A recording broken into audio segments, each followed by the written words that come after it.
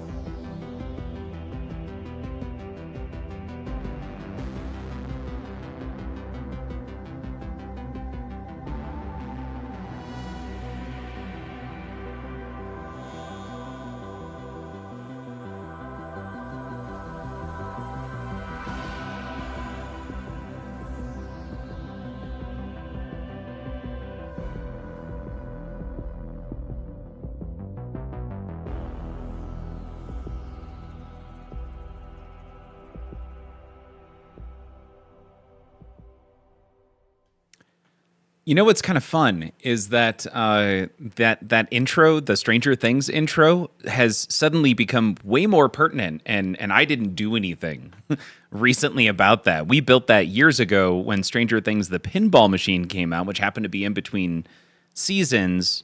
I think that was in between seasons 2 and 3. So I guess weirdly, it's been kind of on time or hitting the current zeitgeist. I guess twice, but now a third time as we're waiting for part 2 of season 5. And I just connected some dots there. I'm like, I always like that intro. You know, it's weird that more people aren't into Stranger Things still. Oh, wait, they are. It's probably the single most popular television show right now. Maybe Pluribus. I would really like to hear other people's opinions on Pluribus because I know Apple is loving all the attention they're getting because of that show. And I enjoy the premise, which is really like, imagine you weren't Rick from Rick and Morty and you were dating an entire planet of people. Like, take that premise and instead you were stuck there. And it's just so slow moving. Like the plot, it feels like I'm watching a film made in the 1960s because they aren't rushing to do anything. I don't know that I understand what the premise is, like what the problem is, other than, you know, the main character's not there. Monkey, welcome to the stream. If you're just joining in, I'm struggling with Pluribus because it's science fiction and I want to like it, but it is the slowest moving plot I have ever seen for a television show, despite the fact that Apple is doing very well with the show. I don't get it.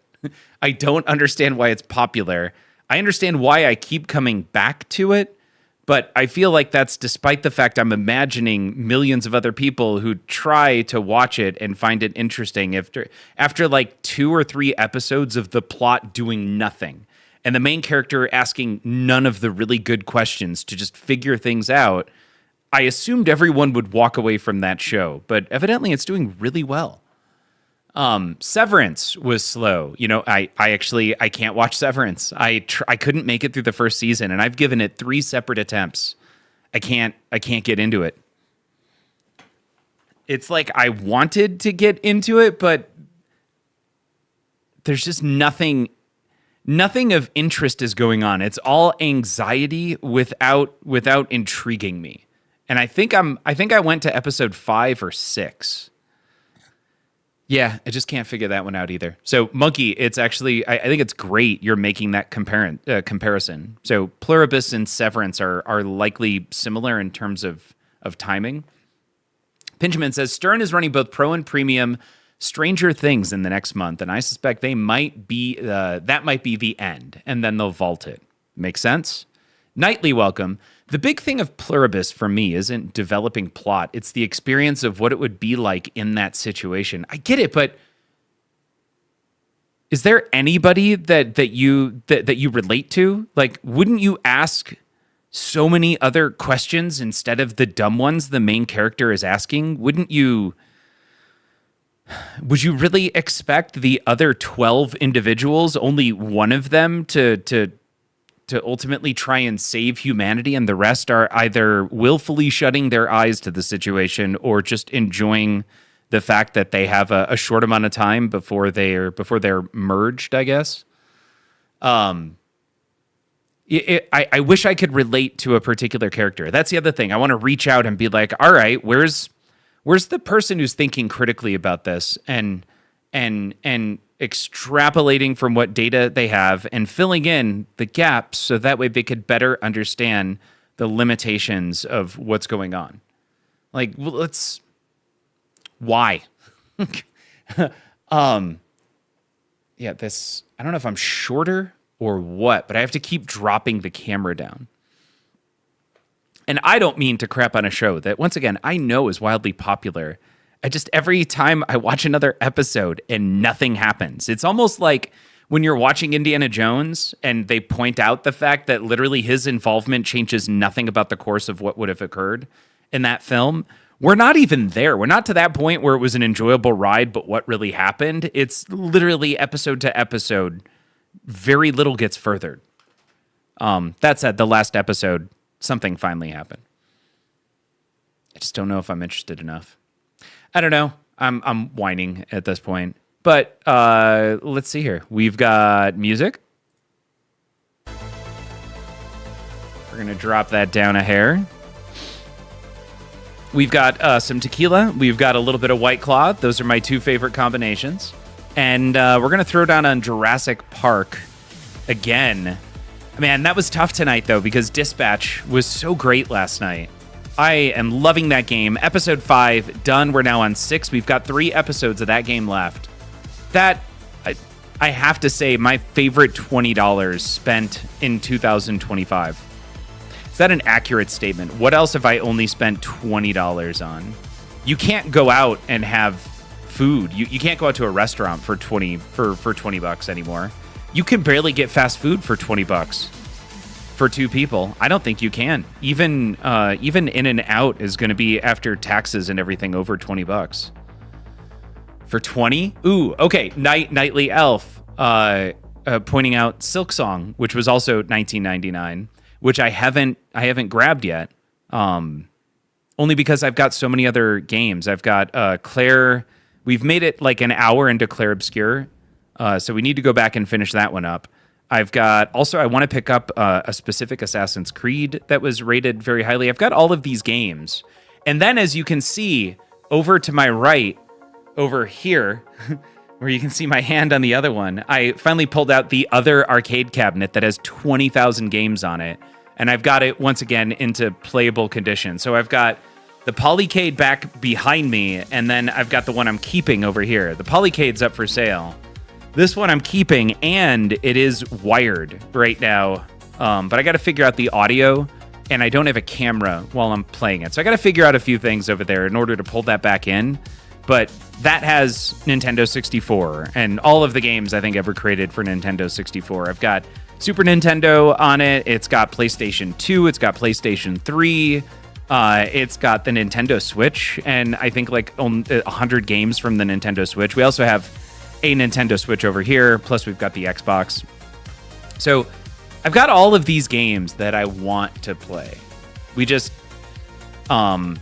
there's just not enough time in the day or not enough stream nights. I guess I would have to like buckle down and just stream every night and do halvesies, do video games half the time and then pinball half the time. Seriously, Taco Bell for the 2 of us is like 30 now. Yeah, Pinjamin, that's what I'm saying. Like I struggle with going out completely at this point. The only thing I'm willing to pay that for would be a really good breakfast.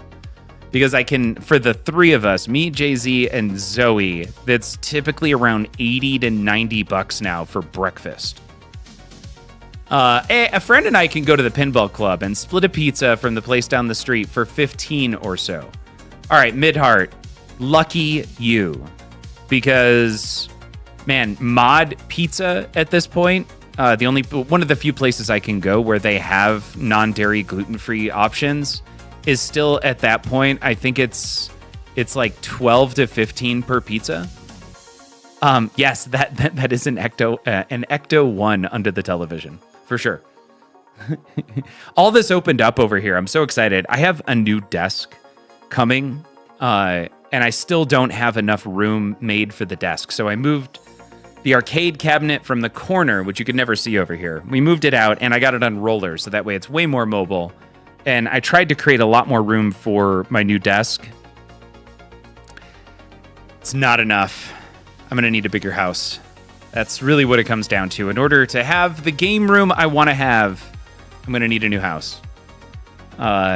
We'll see if we can make that happen. I think I'm actually putting I'm going to try and put a bid in on Thursday. Benjamin, no, that's it. So I tried to make a bunch of things happen, and didn't make the time cutoff to be able to make a really competitive offer on a new build before the end of the year, where everything would close before the end of the year. So now it's not a rush, waiting for a few things to close out and finish up, specifically a refi. which I think funds tomorrow, and then we'll see what happens. We'll see. But at this point, I know I won't be able to make as aggressive of an offer, and I refuse. I think purchased, I should say. Bought is a weird word, kind of like got. I don't know. It just doesn't feel good coming off there. But purchased 1, 2, 3, 4, 5. So 6. I've purchased 6 places and sold 4 at this point. So I've gone through this process a decent number of times.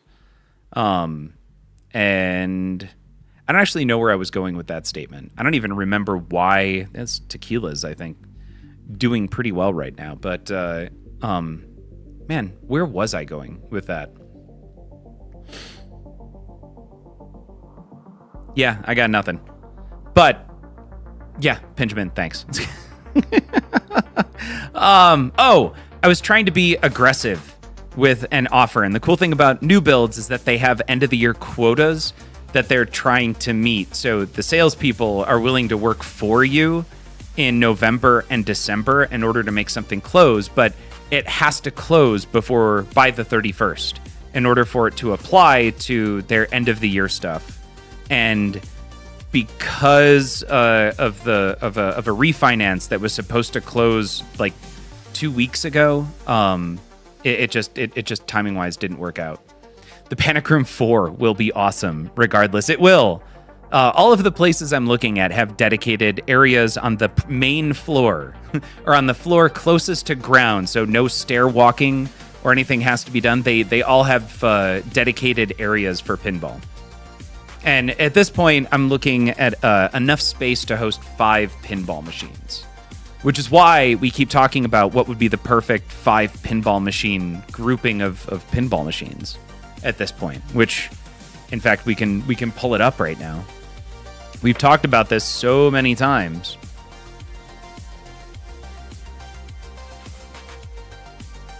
Here we go, balanced lineup. What do we got? So TNA, Jurassic Park Pro, Kong Pro, Harry Potter Arcade, and an Iron Maiden Pro. Uncanny X-Men may still be happening. I'd be way more interested in Transformers than Pokemon, but knowing that George Gomez is going to be is helping with Pokemon makes me really think I should just say screw it and grab Pokemon. Also, my kid would love it. And then temp trades that I'd love to get in-house would be these guys over here. So I don't know what I would swap here.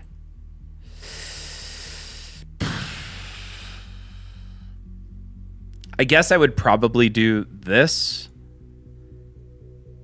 Well, what I would probably do is this. There we go. Yeah, I would do that. I've played a lot of Jurassic Park, so I'm probably good without a Jurassic Park for 6 months. And then this would be a floating number 6, but I don't know if I'll be able to support 6 pinball machines, like physically in the space that I'm looking at. I don't know. We'll see. Anyway, that was a wild digression into a whole bunch of future stuff that's happening right now. In the meantime, Jurassic Park. Sorry. The other thing I want to talk about is the wild level of distraction as we're hitting the end of the year, as so much stuff has happened, as work is doing its things, as like life and time off with the kid and everything is happening. I have been struggling, and this is my question now to anyone else. I love working on side projects. In fact, that is the reason I did some work. I made some work moves recently. In fact, I have a new job that I will be starting in probably February. And there was a lot that happened for a week. No, it was roughly about 2 weeks on and off. I don't know if I already explained this. I actually had to go to the doctor. It was so stressful. And I was started having blood pressure issues despite being on the new medication. And that's all done. But I have yet to get my mojo back. And when I say mojo, I don't mean it in some sexual way. Big Bear Will, welcome. I mean, like, all right, we just got done with work. I got my workout in. I'm back home. I'm going to eat something really quick. And then, I've got 3 hours of coding I want to get done on a side project. Manu. Dude, what are you raiding for? I assumed you were going to be on all night. I was kind of excited to raid you when this is all done. We're hitting level 2, y'all. I just assumed you were going to be working on your pinball machine all night. Sorry, so catching up, Manu, my hat's off to you. Thank you so much for the raid. Thank you for bringing people over here. We were just going over it in a perfect 5 pinball machine layout right now. My goal was to get into a new place where I didn't have to be in the garage. And had a dedicated spot in the house for pinball and put both my office and pinball and streaming all in one location. But to do that, I think I would have room in my perfect setup for 5 pinball machines, maybe a 6th. And I was trying to think, what are the 5 pinball machines that would make me the happiest right now? And these green ones would be temporary rentals for this whatever number 6 position, but we know that Pokemon and Transformers are coming in the near future from Stern. That was all confirmed by George Gomez recently. And these are the 5 that I think would be my perfect lineup. TNA, Jurassic Park Pro, King Kong Pro, Harry Potter Arcade, and an Iron Maiden Pro. I might be trading soon for an Uncanny X-Men Pro. And we know that this is coming out soon, so maybe that's number 6 at some point, and we just rotate others until I actually get up to my 5. Yeah, MPT3K, I think this is the OG cartoon Transformers, not the movie Transformers, if I understood it correctly. Like Transformers G1, I think is what they said. Yeah, G1. What is the G1 series? Yeah, that's Gen 1, I'm guessing. Yeah, I can dig that, and I'm thematically way more interested in Transformers G1. That's the tattoo I'm getting in January, is Optimus Prime to finish off my leg sleeve. Hey, Ping the Net. Also, iRod, welcome. Sorry I missed you there. I just am scrolling up. Iron Fox, also, good evening.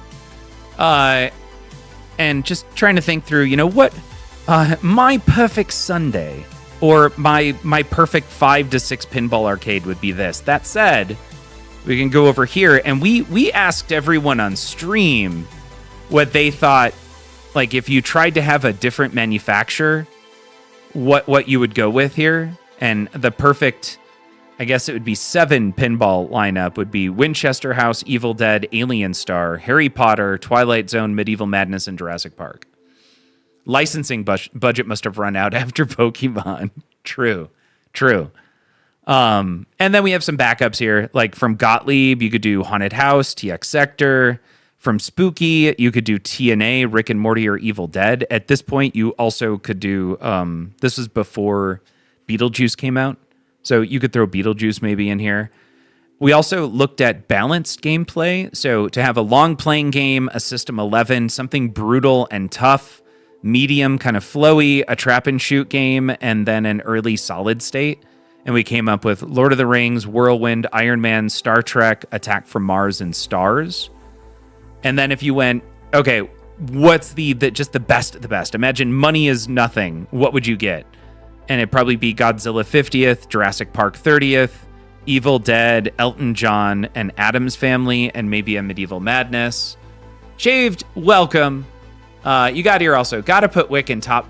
Man, so Shaved, you throwing Wick out there as top 5, that is, I feel like there's not a lot of people who are going to agree with you there. Granted, I haven't played it since MXV got into the rule set. I am excited to play it. And if we go over, I've got Wick over here as a game that I do want to rent again when the code gets closer to done. Same with D&D. So it's not, I know it gets a lot of hate. I'm interested in bringing it back in, but also I want to add, I have never hated a game more than John Wick. And Monkey, if you're still here, was here for a lot of those streams where... You know what the difference is between you and me? I make this look good. He and I imagine many others were here for the fact that despite the fact that we had it rented for 3 months, it wasn't touched for a flat out month because that game before the code changes was the most god awful set of code I think I've ever experienced on a Stern. It was flat out unfair, and unfair to a place that like where I no longer wanted to play it. It was so bad, I refused to play a new Stern game that I had just sitting there. Now, Manu says, don't get me wrong. I have fun playing Wick. It's a chaotic pin. Okay. Midheart saying, I'm actually going to be getting a Wick once I get my bonus in January. Congrats, Midheart. Everything else I have ready access to on location. And you don't get to play Wick that often, so it seems like a natural choice. Makes a lot of sense. Makes a lot of sense, especially if you have access to a lot of others. Wick can be kind of hard to find because it didn't sell well. The code was crap for so long that people also tried to get rid of them very quickly. We have one, it's a pimped out John Wick Pro local that's been for sale for over 6 months at well below what I would even say it's worth at this point. Shave says, I didn't like Wick at first, but it grew on me. Now I love it. Kong and Jaws are still 1 and 2. Kong is amazing. I can't say enough good things about Kong. And sorry, to follow it up, when we talk about all of these different, like this, I think is what I would love to have. This is maybe like the best of the best. Here's a suggestion on balanced gameplay. Honestly, I would be so happy with only Elwyn's. If I could do Godzilla 70th, Jurassic 30th, a King Kong Pro, Bond 60th, Iron Maiden. I would go premium, I think. I actually do enjoy playing the premium or the LE. I'm going to go LE just for the fun. And Jaws 50th. That would be an amazing lineup right here. That is a beautiful 6-game lineup. Midheart, you never see it on location. This is John Wick because the casual player doesn't understand it. They last all of 30 seconds, get frustrated, and not play it again. Game doesn't make any money, and the operator takes it home. Yep. Yeah. Yep. Now, granted, once again, the rules hopefully have changed. I know right off the bat that the bad guys no longer block shots. Ooh, Manu had a fun couple of games on Bond 60th today. Fun street level pin. Agreed. And that's, I think it, like Iron Maiden can be a long, actually most of these are long players. Long player, long player, long player, long player, long player, although screw Godzilla. And then you have a ridiculously short, brutal Bond 60th. So that would be my biggest issue, I think, with Elwyn's is that it's kind of like roll up your sleeves. You're going to be playing for 45 minutes to an hour every game, except on Bond. Bond, you maybe are going to average 5 minutes at most because Bond is tough. Do you think Elwyn? Do you think Elwyn got a few ideas from Black Rose for Kong? I seriously do. Oh, for sure. Elwyn loves to reference, I think, and pull from other games that have been successful for certain things. I think you see that in a lot of his games where he's obviously pulling from another. For example, in Kong, there's a lot of just straight up references to oh my god, Congo. Like Congo. Yeah, there's a lot going on there. That I feel like that was a weak reference though, but those exist in a lot of his games, I think. But he also loves to push it and do something new that he's never done or maybe he's never seen before. And then of course he's a big fan of state changes. If Bond 60th had been sold as a 10K premium new in box, I'd have one in a heartbeat. I think that's the case for a lot of people, Benjamin. And they did drop for a very short period of time down to like 10, 5, 11. There's one selling local at 12 right now. I think you could probably get it for 11 to 11.5. So they're out there. Hollywood, welcome. What did I have for food? Oh, I made tacos tonight. Got to do like the weekly taco thing with the kiddo. All right. What are we doing? we're going over. We're going to play ourselves some Jurassic Park here. Let's see what we can get done tonight.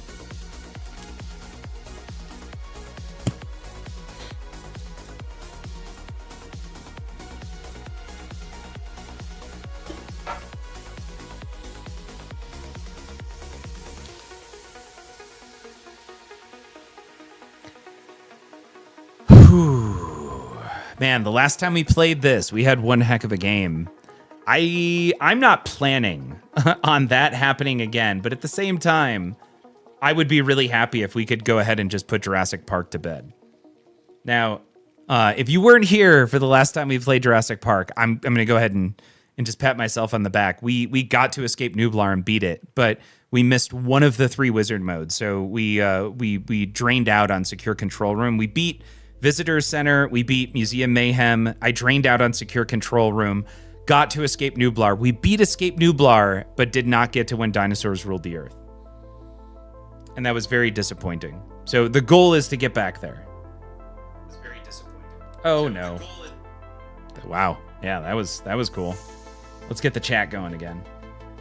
RB Wings, welcome. I just finished some JP. I kept getting stuck at about 375 million. RB Wings. 375. That is a very good score, I feel like, on Jurassic Park, especially competitively. Trying to think. We've tried to show off what you can do with score, what I see people typically attempt to do to put up big scores in this game. And no matter what, I always put up much larger scores if I just go for progression. Like, get to Visitor Center, get that 150 to 200 million bonus, and you've probably put up 200 million just getting there. I did not want to do that. I added a second player. QDL, your stream still says you're thank you.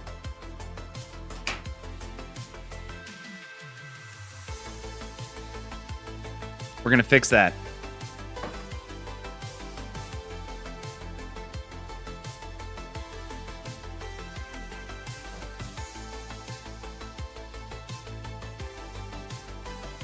We're getting there.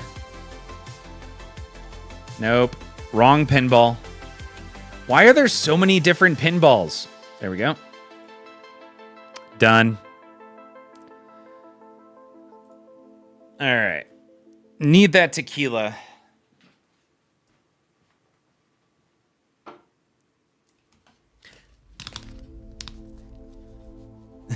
Hey, the truck changes the truck changes your path. All right, let's try this again.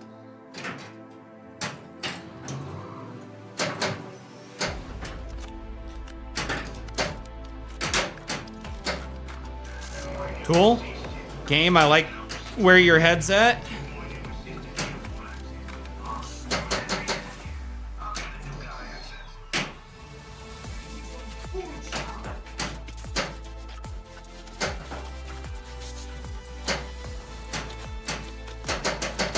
Cool. All right, we went ahead and locked the ball before we started anything. I want to see if I can hit that C on the fly.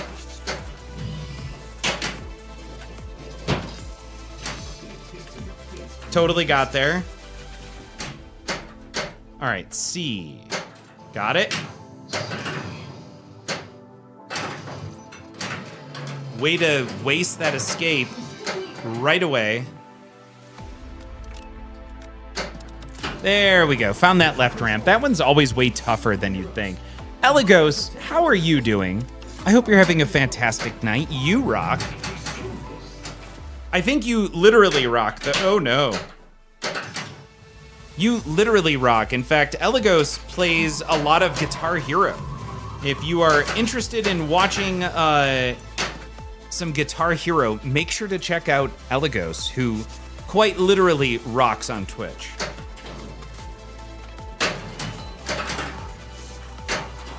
Yeah, that was not worth it. And that's fine. And that's fine. We're gonna use the rest of this, I think, to find some shots, shall we? Let's maybe right ramp. Nope, missed it.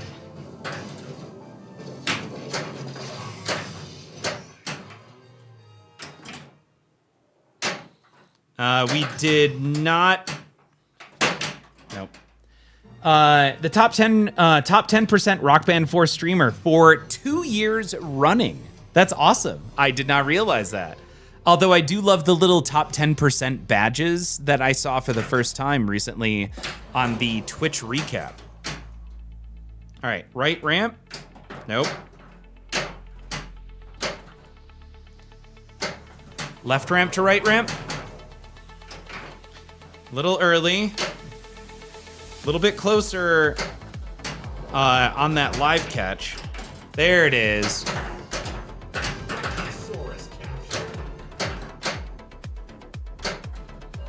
There's our left ramp. On the fly O shot. Nope, missed it. Wow. All right, solid first game. Little rusty. We haven't played pinball since last week.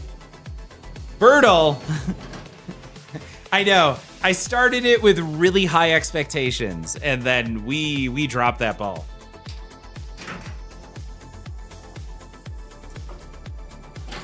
All right. See?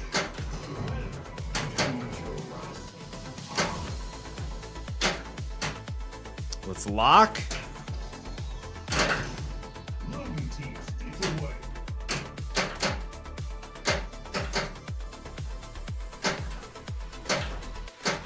Got it.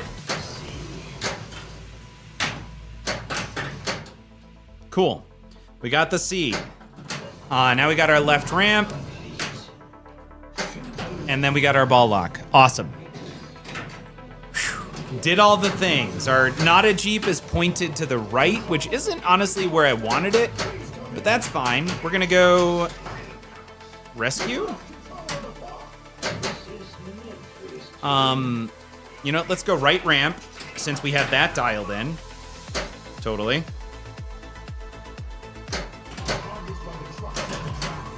Got it. Now we're gonna ski jump this sucker over. Nice. We're safe. And the Nada Jeep is pointed the right way for us to hit that beautiful shot there. Awesome. We are now ready for a capture. But what do I want to do? I think we want to try and hit this right ramp. We haven't been able to hit it consistently.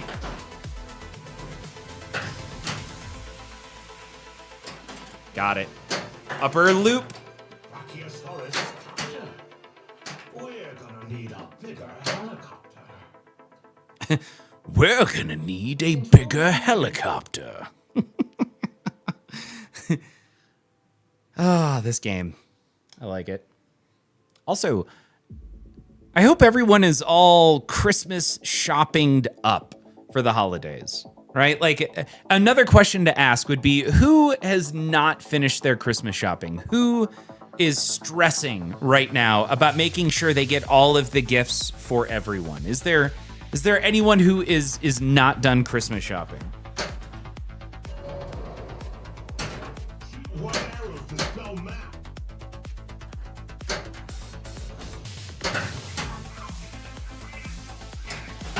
Man, that was a beautiful O shot right there.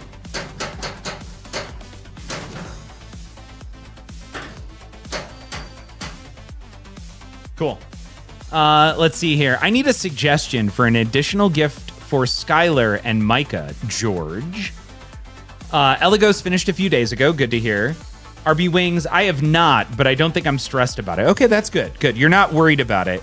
That's awesome. Ghost Flipper, I'm in a house full of women. I'm never done.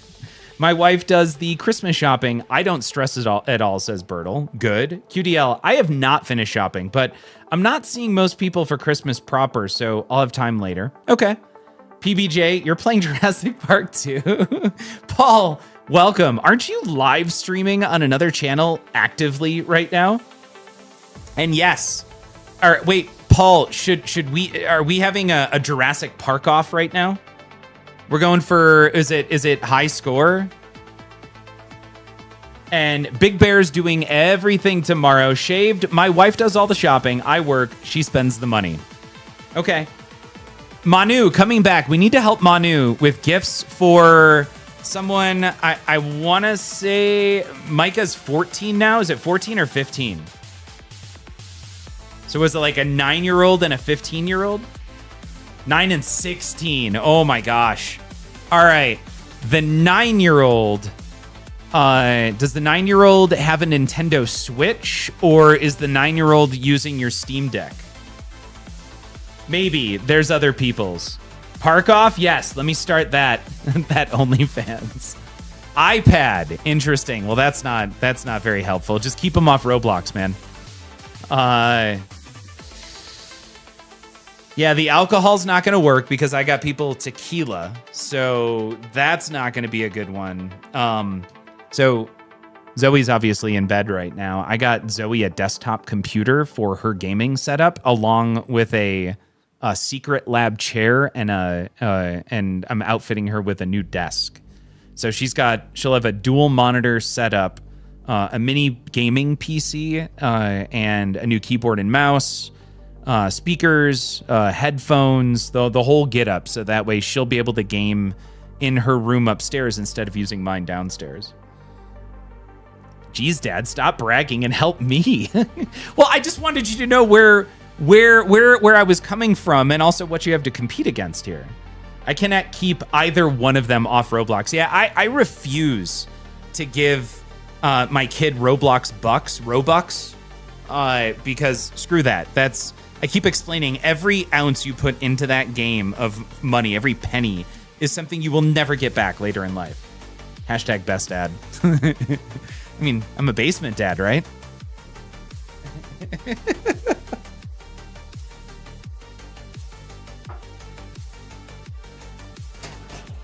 Oh.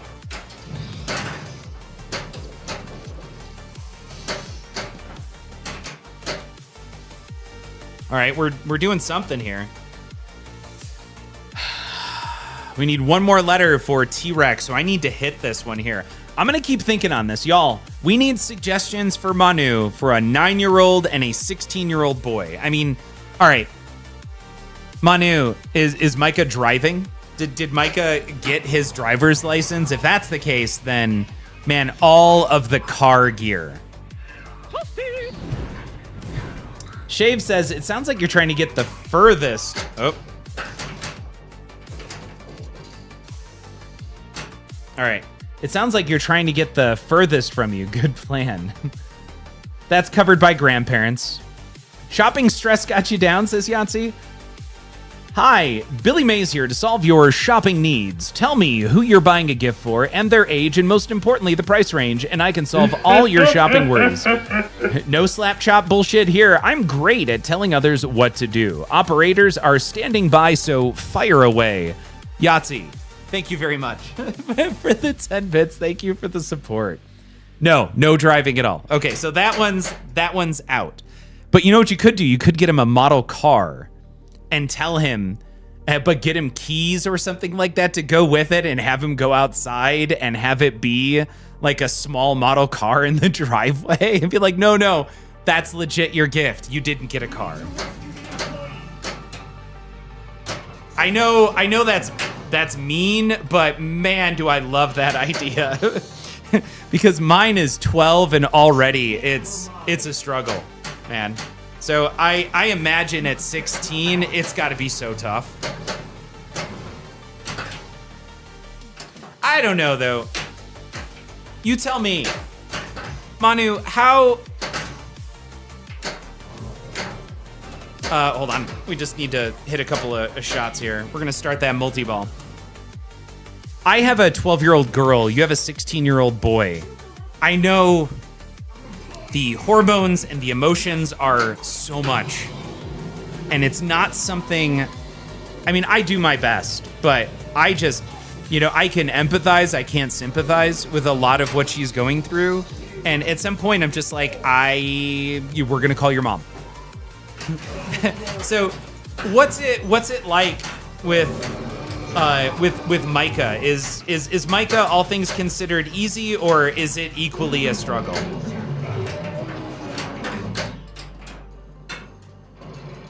And please, keep in mind your kid's not watching my stream. Hoo-hoo-hoo-hoo!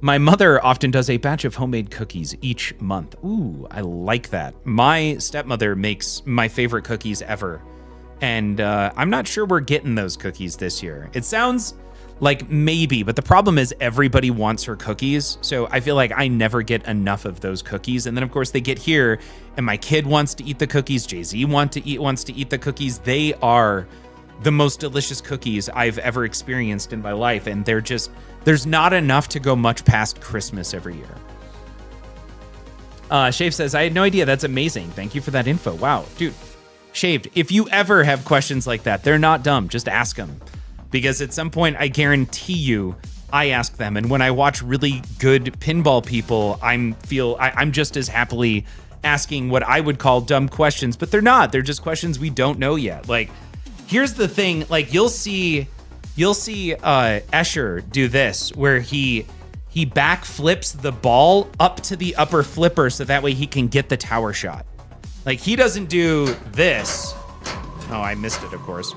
He doesn't do that. He can just put the ball right up to that top flipper. So that is a level of control I don't have, where I can do this, depress the bottom, but not raise the upper flipper, and backhand it up there. And in fact, I'm gonna try it. Nope. And then, of course, we drain out right away. There goes ball one.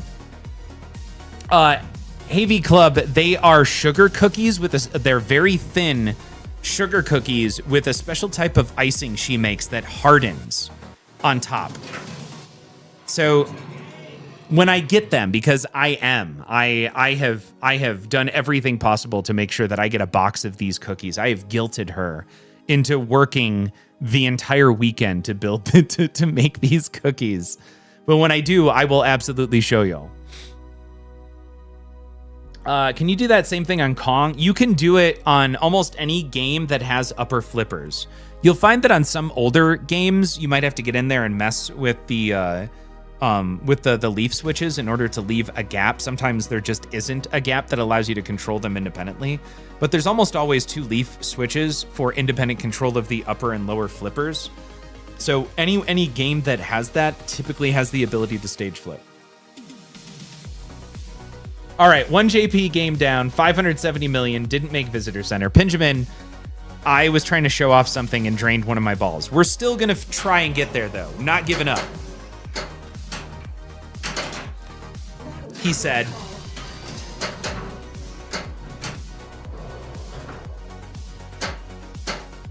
What did I need to do, actually, right now?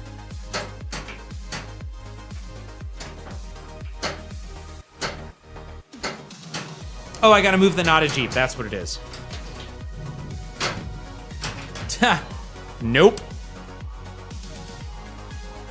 Well, we lost our mojo. That first ball was amazing until I tried to do something really stupid. It's fine. We still got this.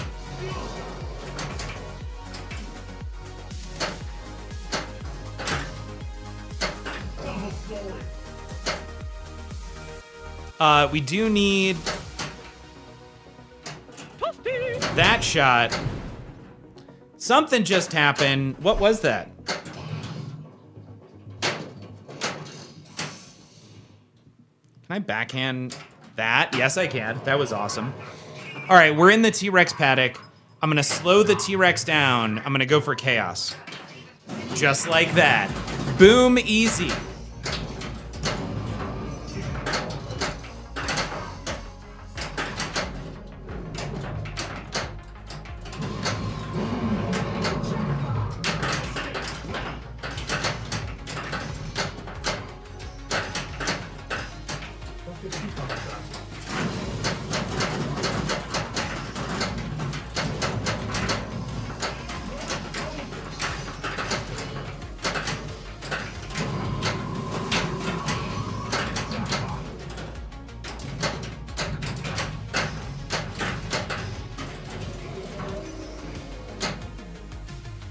All right, we're gonna lose that one. What do I need? Oh my God, I still need...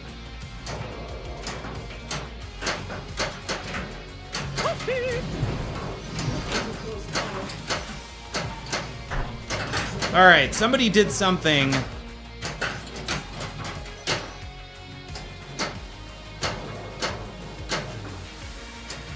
right, there's one of those. Oh no. Y'all, I don't know who did that, but this is your fault.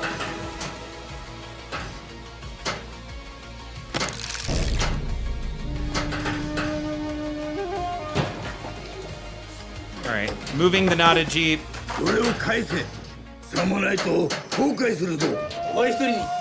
That's not good.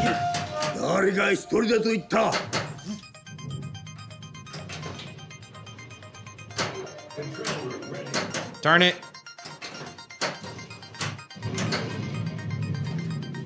Oh yeah, that's just Dunzo. That was crap. What was that? Level 3, Yahtzee dropping another 10 bits. Thank you. HD Brian, thank you so much for following. You should know that the man with the power of nature can bring you to the end. It's happening. And you should know by my smile and the look in my eyes that you are about to be massively forced together. Chicken attack, chicken attack. What you are back before it face to play. Darn it. Let's put them come on, chicken out. Go chicken go. Go chicken go. Now go to fly. You want the sky.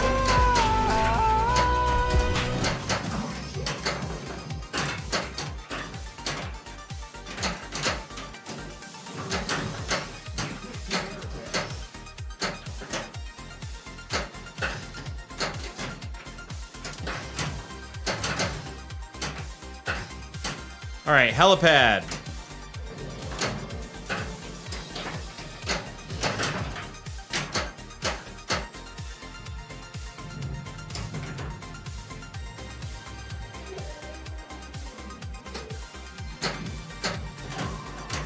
Got it.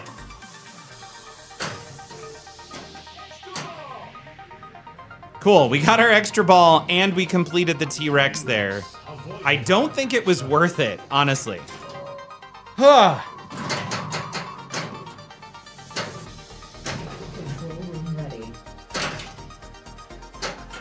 right, we got our control room.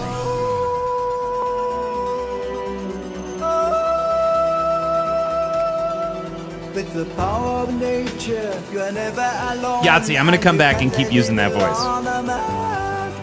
Every beast, every tree follows me to the end, and you're about to be massively chicken attack, chicken attack. What you are back before it face to play. Then I love come, let's put them come on, chicken attack. Go chicken go, go chicken go. Now gonna fly, you on the sky.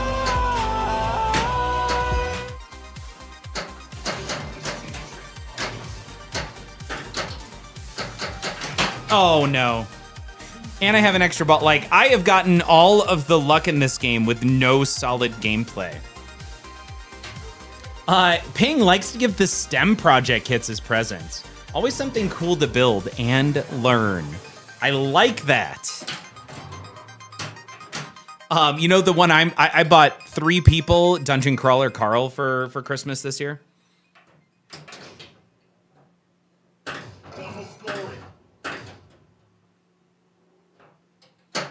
There you go. That's a good question. Is Micah a reader, Manu?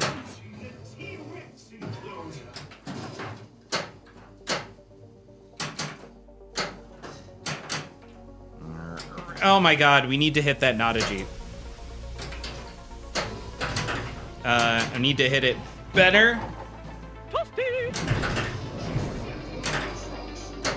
What was that? Surreal rating with a party of 9. Surreal, you monster. Thank you so much. Surreal, I hope your your stream was fantastic. Thank you so much again. And if you're just joining us, my name is George. And we're playing some pinball, specifically some Jurassic Park.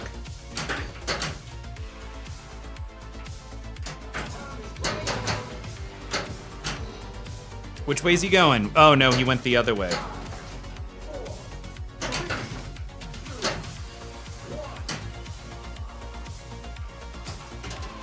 Up and around. Do-si-do. We went ahead and completed that. I kind of forgot that was still going.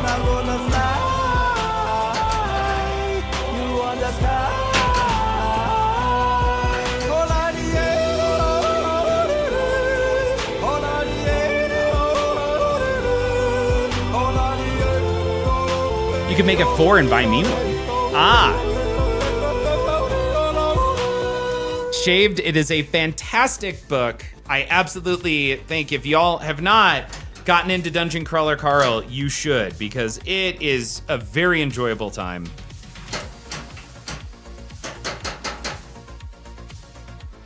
What's your name if we're not just joining you? Mud. What's up? Surreal, how was your stream? What were you streaming this evening?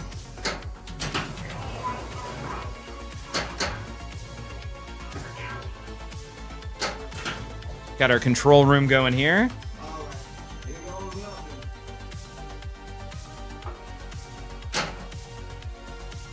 Second control room. I think we're on our third T-Rex. We have no T-Rex letters collected.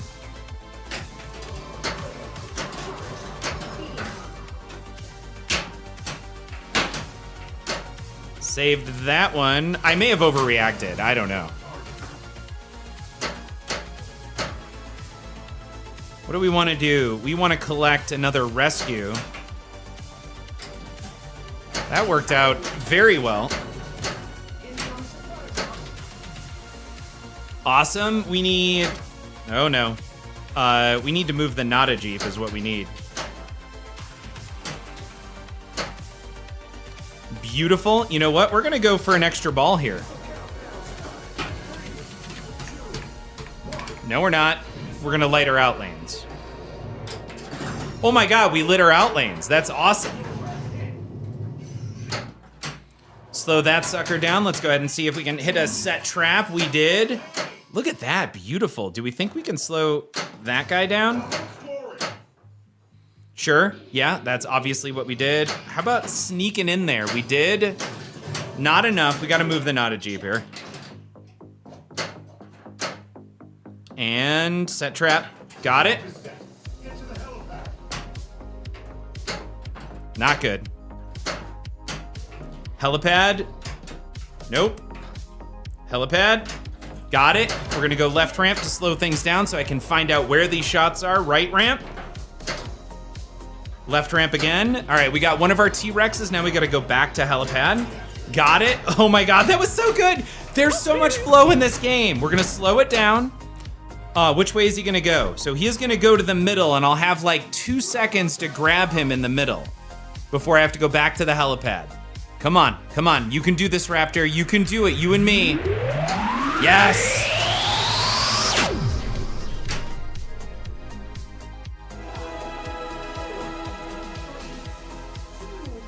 I just realized I was a minute behind live. Surreal. I hope you're ready for your shots. I feel like, Surreal, you made this happen with that raid. Turn down for... Turn down for what?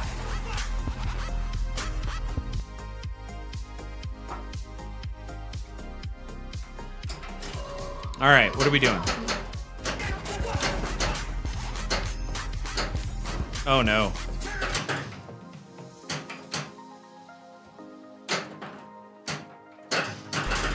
Really not good. Come on, come on. Okay, we're good. We're good. We're fine now. We're all fine. Last letter. Then we're gonna ski jump over and go ahead and grab our bonus from Visitor Center. Boom.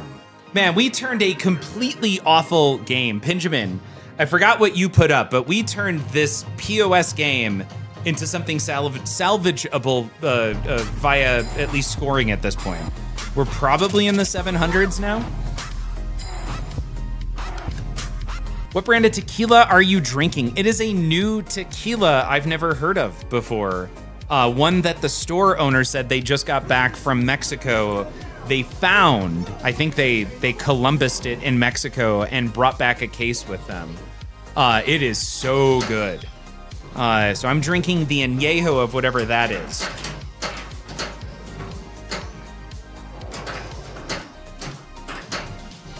All right, so we are in our first mini wizard mode.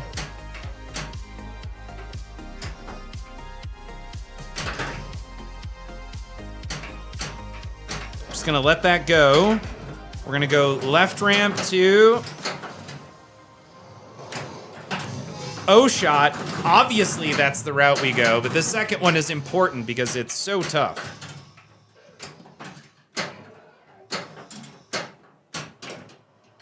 So we're gonna go left ramp to right ramp. We're gonna try that again. Oh no!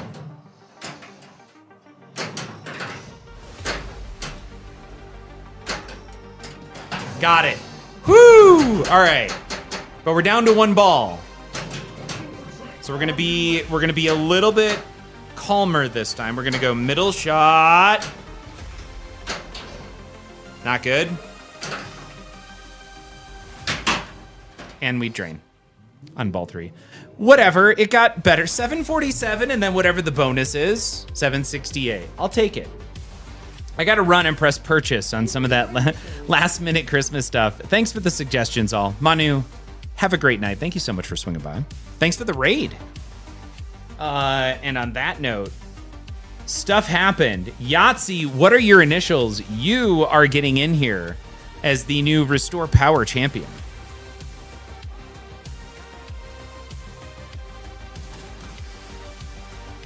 And if you're not still here, that's fine. I'm just gonna go YAC. Maybe YAC, YCT? Yeah, maybe YCT.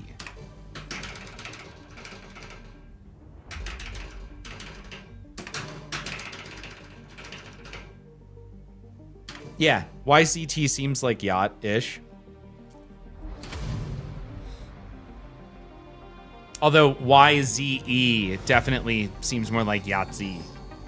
YZ. And then just add the yacht in there. The aught. The aughts. That's interesting. So you could put Y. The aughts are heavy metal with some 6s in there. Welcome to the stream. Uno. Oh yeah, we definitely got more. We're gonna have at least one decent game. Progression wise.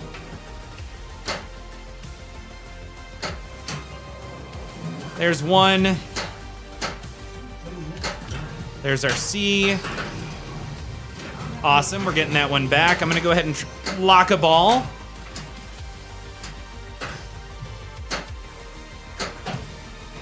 Awesome, we got that locked. So we've got that multi-ball started early.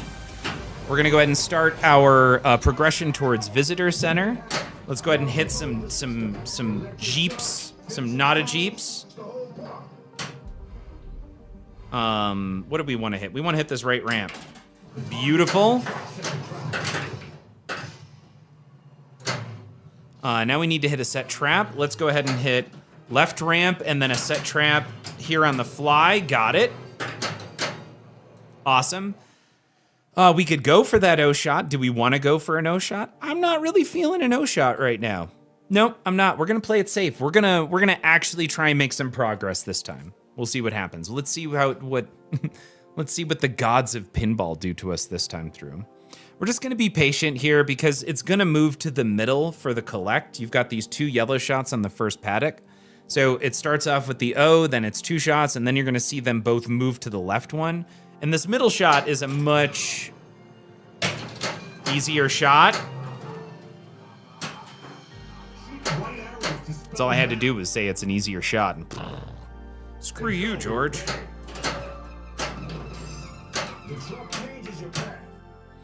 The truck changes your path.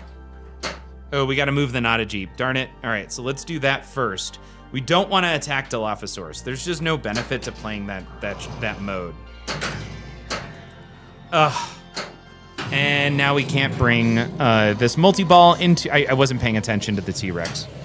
Whatever. Surreal needs to get going. Have a great weekend. A great night, everyone. Surreal, you have a great night. Thank you again so much for that raid. Thanks for bringing everyone over.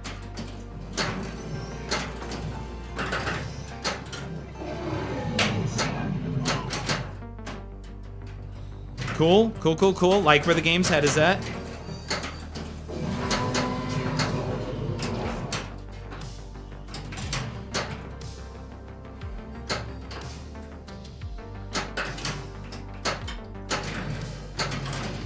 Now we are wasting, and we wasted the good surprise on you. We're gonna try and do some of that stage flipping we talked about earlier.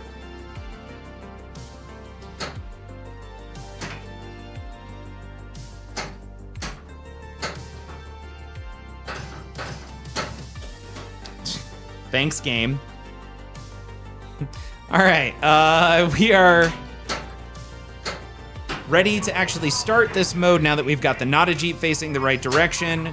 We've been through one T-Rex mode. I'm gonna try for that O-shot on the fly there. Didn't quite get it. We can work on our, whatever that's called.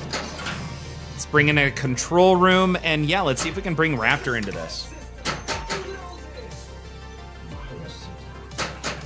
Nedry's disabled all our systems.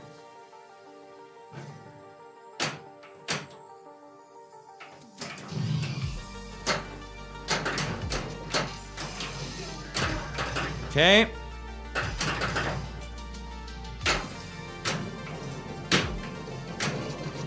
Awesome, I think 2 more shots there. I'm gonna go there.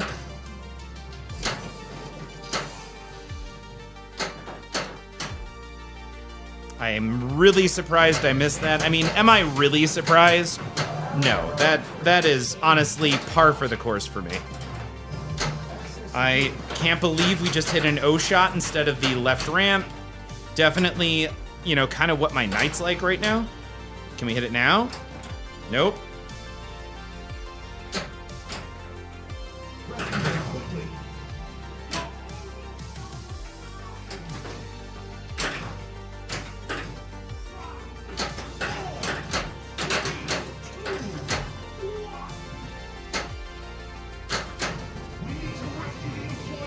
That is going right down the right ramp.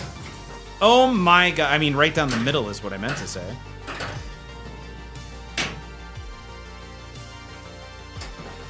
Why? Got it.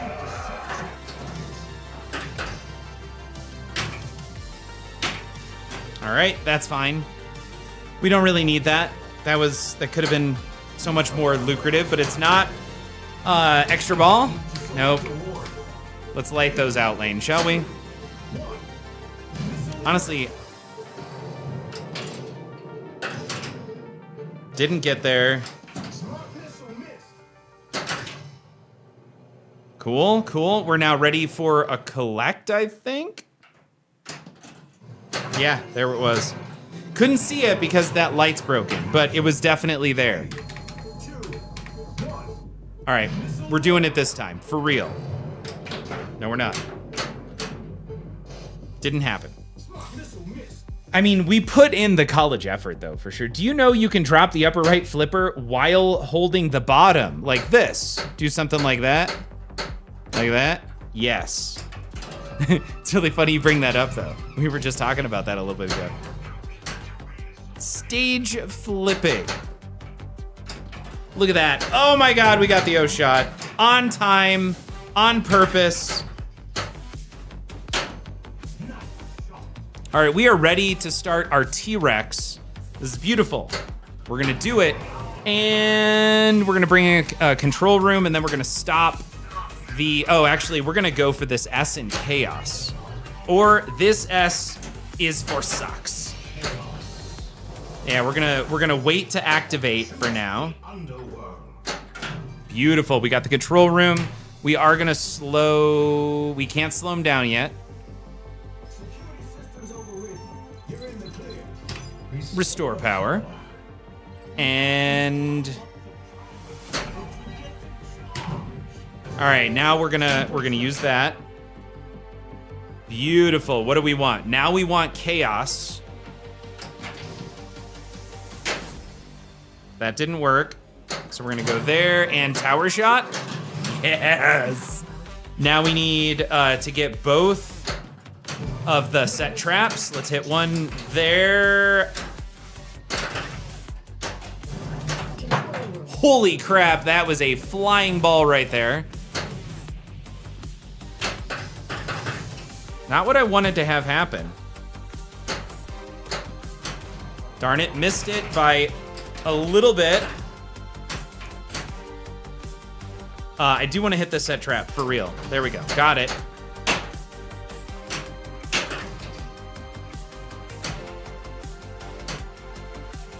All right, now we want to hit this other set trap, but I'm gonna be very patient about it.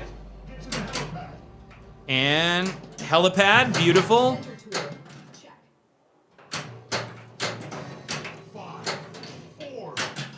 All right, where's it going? It's going left ramp. We're gonna hit this left ramp for the collect. Got it, we got our extra ball, beautiful. Okay, we're doing stuff here. We got it. We have an extra ball. We have another one lit on the right ramp right now. Let's go there. And, all right, little left ramp shenanigans. Oh no. All right, that was a decent ball one. This game is premium or bust. Trading off my Pro next week. Nintendo, okay, so I love the Raptor paddock, the fact that it goes down like that, but otherwise I think the Pro's awesome. I think the Pro's great for the price. On top of that, you can typically pick one up in the high 5,000s right now. I think it's a lot for what it's worth.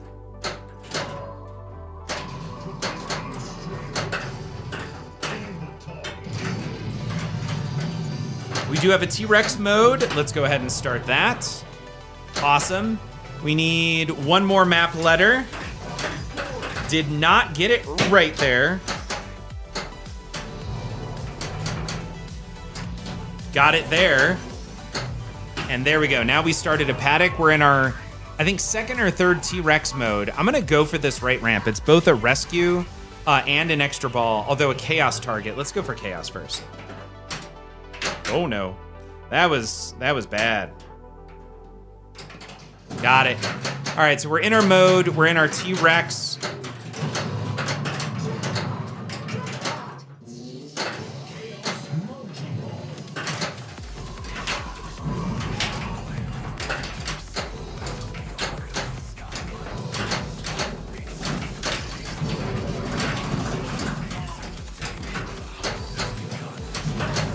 God, this song sucks.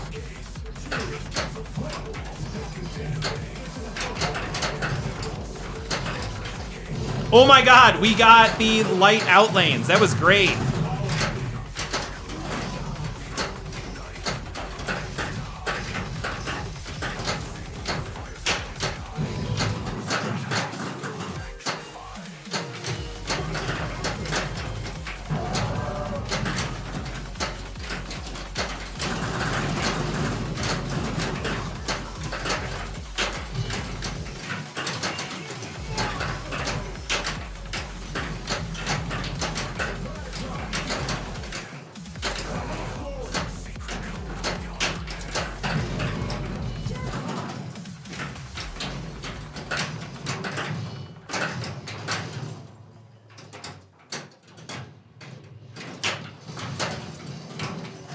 How have I not hit any set traps?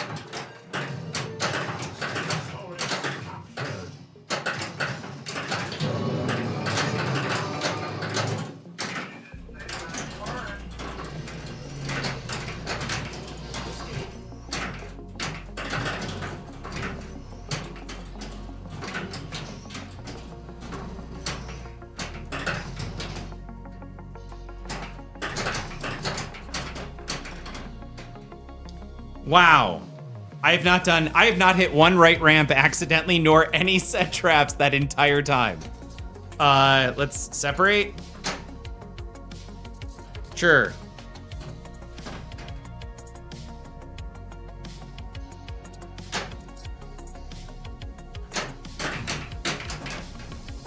Man, that's how you drop 2 balls.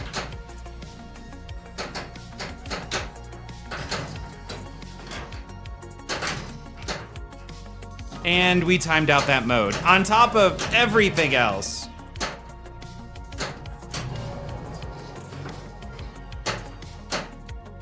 All right, whatevs. I guess we do what we want. I do want to move the not a Jeep. I was really thinking that was going to hit and bounce over. Whatever. Heavy, I would have dropped this multi-ball. I know, I should have dropped it 10 minutes ago. I was so focused on trying to keep all the balls rolling, I missed doing all of the things I actually wanted to do. We are facing the right direction for the not a Jeep. Great. We're on ball 2. I have an extra ball over there. I need to grab it on the right ramp. Let's...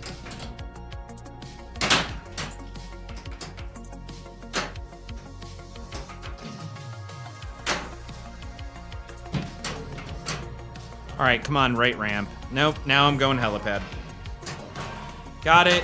Let's go left ramp to slow things down. Where are we at now? There's a rescue. Ugh.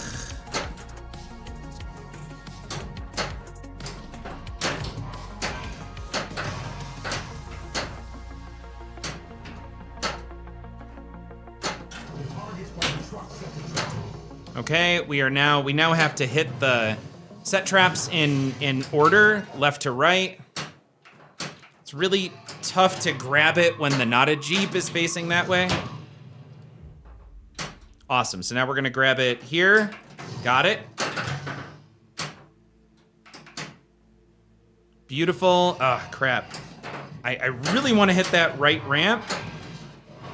We're gonna hit the not a Jeep to open things up.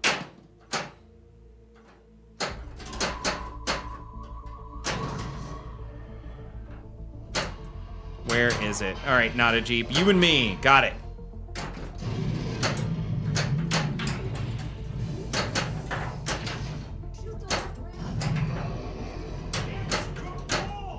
We got an extra ball. Let's go there. It didn't. All right, that was just weird. We're playing with things a little bit. Let's go ahead and start that. Oh, man. Hey, I got that O shot, though. That was cool, right? Tower shot. Boom.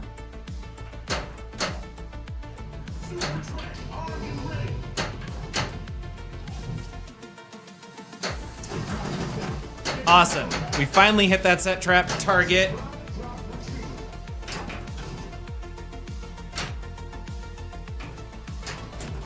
Got it, and where is it? It's on, where is it? Crap, I don't see it. Ah, I timed it out, it was on the left ramp, darn it. So I didn't make 2 of those. Upper loop.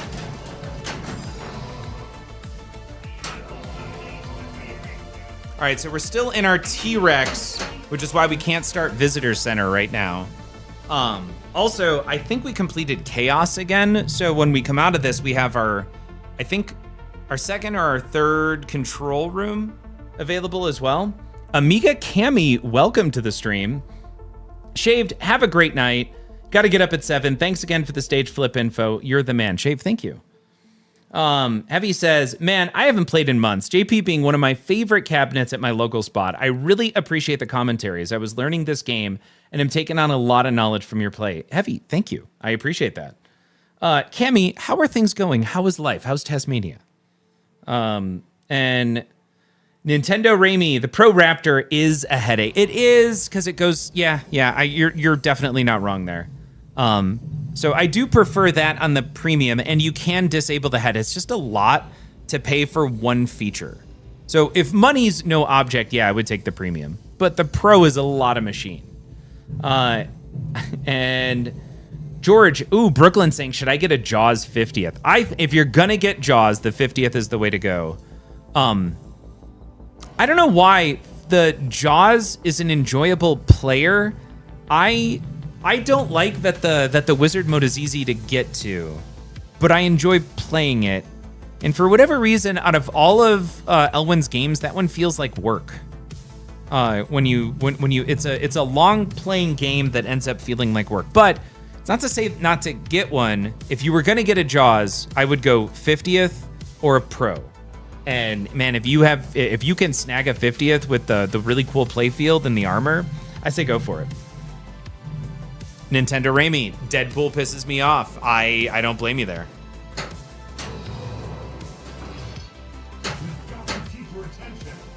Oh, we're still in this. 14, 13. Time is running out.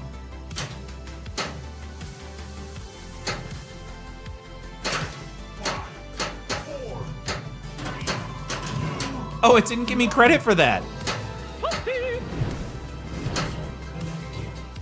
What is that? Blade Mo, thank you so much for that follow. All right, we have navigated our way up. We unfortunately timed out too, so this is not gonna be a big bonus, but we did get to Visitor Center here. I think we're still on ball 2.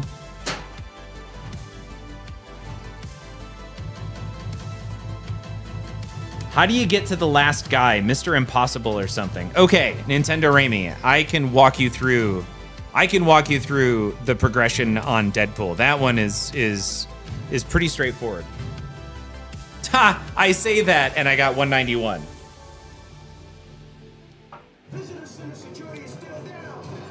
Beat 3 baddies, 2 quests, then 3 baddies again. Oh, don't forget the multi-ball, because you gotta make it through the Sauron multi-ball. Ah. Got it.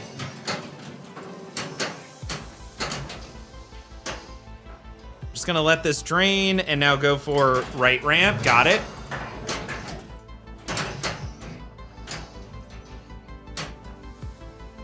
I'm gonna let this drain, go for center.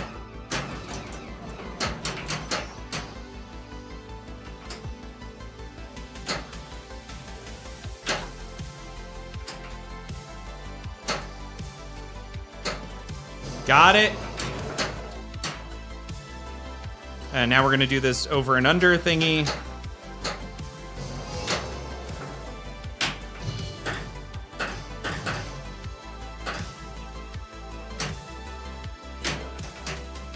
Cool.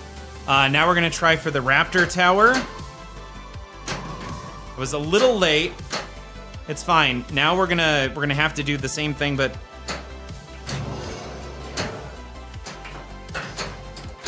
oh no.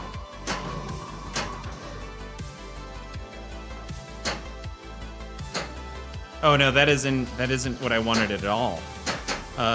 Center, nope.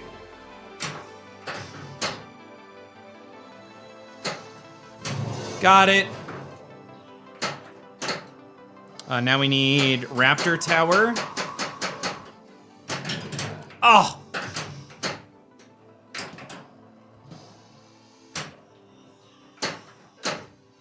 We're gonna have to wait for this left ramp again.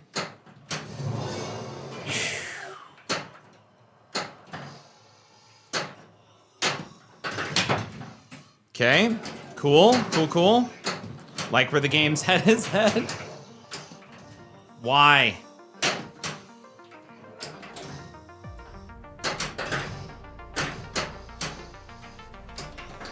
Man. All right, we're gonna go for the upper loop. Screw it. We'll try and do the combo here.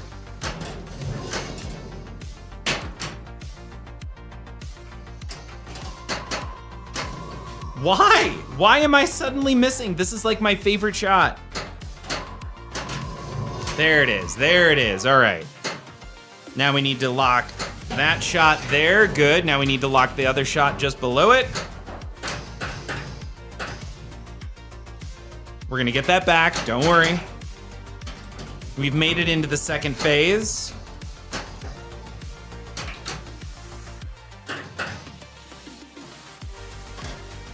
And I think we got an extra thingy. All right, whatever. Yeah, sure.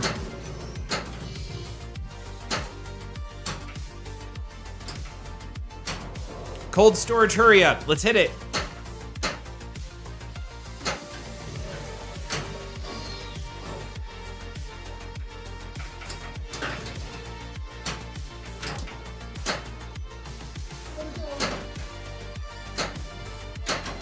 Ha! Missed it. We're still in victory laps though. So technically this multi-ball, this mini wizard mode is complete. So as soon as the ball save drops out, I think I'm gonna get out of this mini wizard mode here.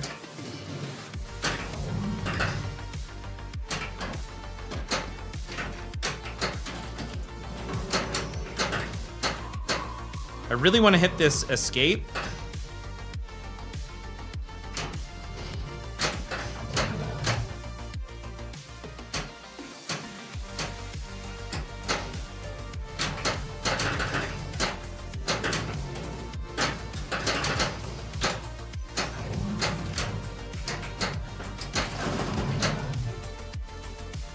All right, got that. Oh, it didn't give me credit for that target. There we go, I got it that time.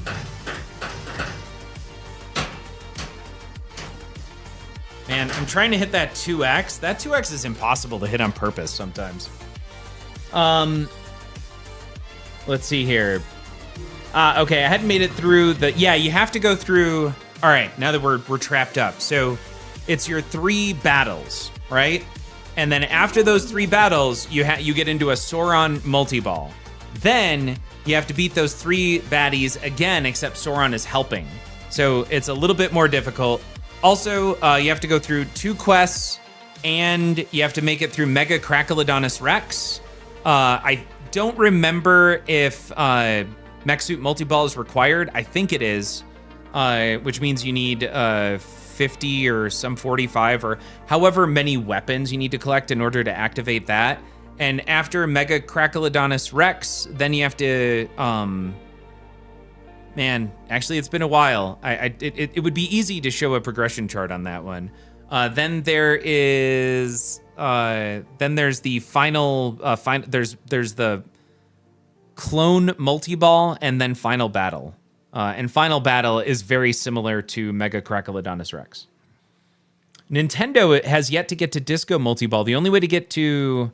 Oh, you can get to Disco Multi-Ball in both the Pro and the Premium. The Premium is the only one where you have disco loops. The rest, you do not have to beat, it just kind of happens. Beat 3 baddies, 2 quests, then 3 baddies. Yeah, and then... Yeah, there's a decent amount to that game. What's so great about it is that it's all very achievable. Once you figure it out and you've got that kind of... You've got the pinball machine with all the shots laid out, it's all very doable. What do I need now? I have a control room lit. I do need to hit more T-Rexes. I have none saved up. There's a control room. Is that our 2nd or 3rd? That is our 3rd. All right, cool.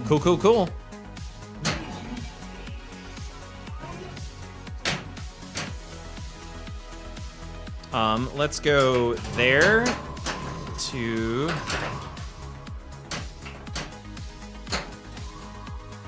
Upper loop to the combo. We're gonna go left ramp. What do we gotta do now? Oh, it wants it on the other side now. Psh, what do you know? What else do we want? Super supply drop.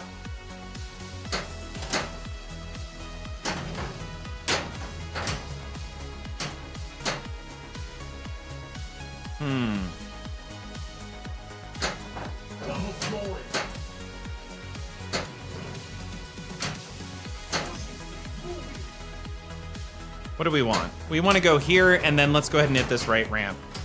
Nope.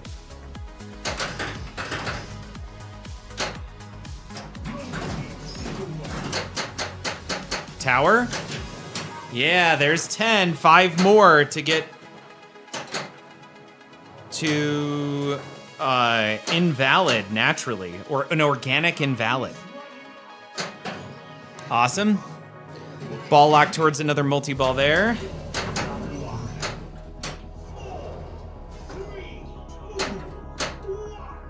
Cool. 2x scoring is done. We are out of that, and now we have a second mini wizard mode ready to go for us. Let's do it. Secure control room. I have a little bit of tequila left. Secure control room is just hit the lit shots. It's a lot of fun. Now right ramp, I think. Yep, to tower shot. Missed it by that much. We're gonna go for that tower. Awesome. O shot. Nope.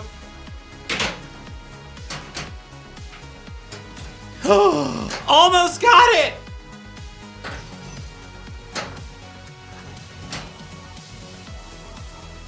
That double was worth every swing of that one. There's that O shot.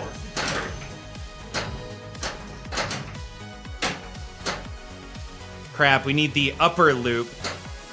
Nope.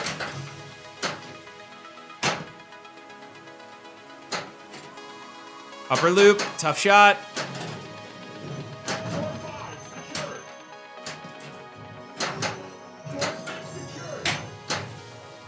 Oh, it wants me to hit the chaos shot now.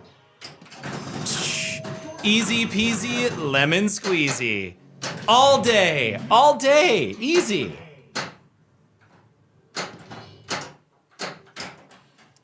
Whatever. No! Game.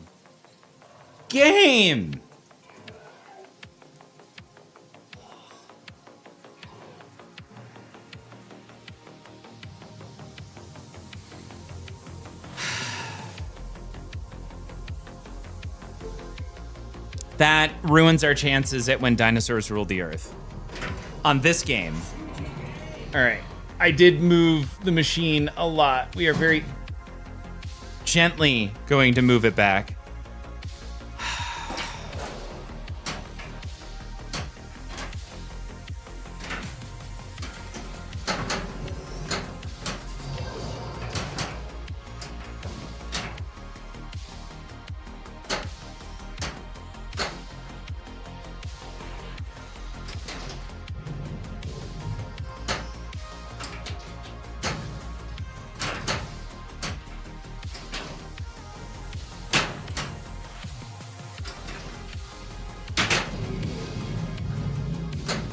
All right, we got a T-Rex event here. T-Rex Rampage. Oh, is this our last one?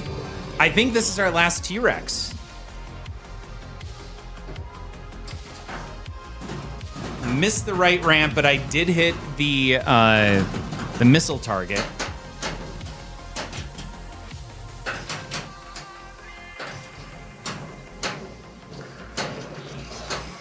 So we could try and bring in a multi-ball. Yeah, this is definitely the last one.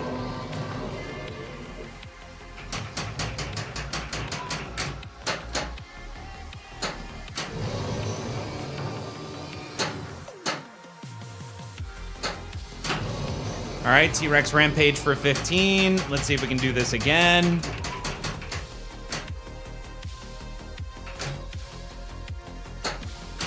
For a left ramp, and for another, there's a T-Rex Rampage for 20.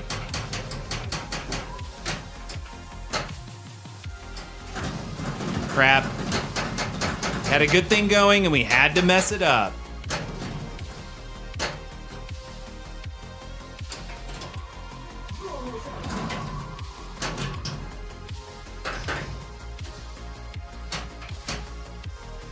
Cool. 6 seconds. I mean, just for funsies, this should be 40 million, I think. No, 25. And we collected a T-Rex. That's not good.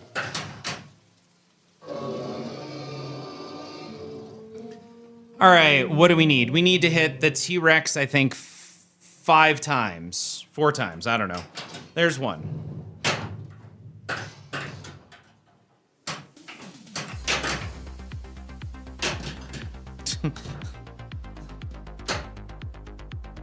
All right, let's hit the T-Rex from the Brooklyn side.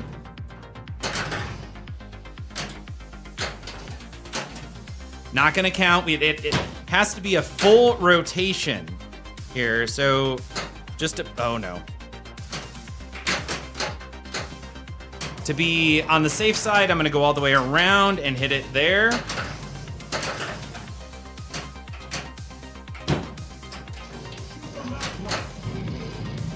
Oh my god, that was not it. Crap. Oh, it is Museum Mayhem. Cool. Okay, so this is our last. When we get out of this, we're back in Escape Nublar. All right, so the first thing is a roaming shot.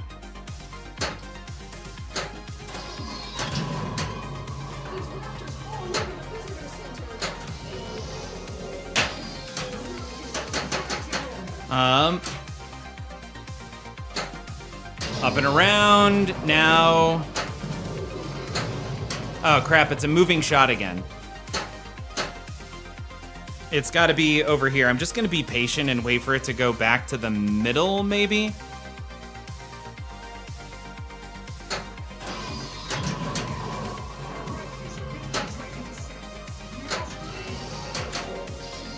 Awesome. Cool, and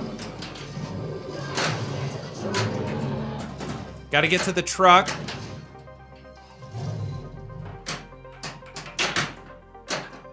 And there, we got an escape. Oh wow, we beat the mode. God darn it. We beat it again. So we're gonna get to Escape Nublar, but not when dinosaurs roam the earth. How frustrating is that?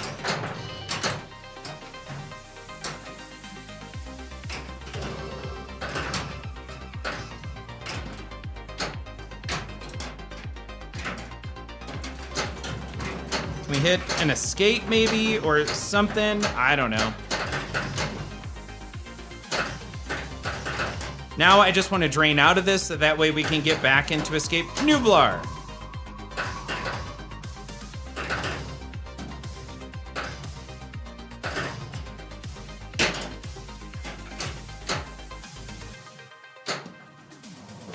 Oh, I hit it too early. Here we go. Boom! Escape Nublar again. Or, I mean, first time for tonight. Escape Nublar. Cool. It's not bad. We're just gonna crack this sucker open.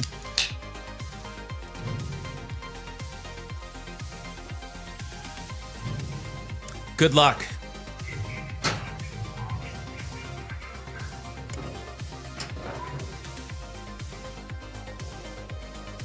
Game. That was a crappy start. I lost a truck?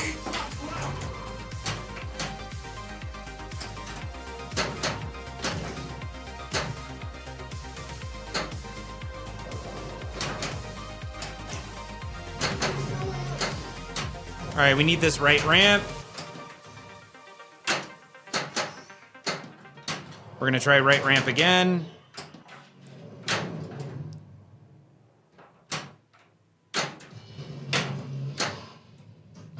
Really gonna try it again here. Right ramp.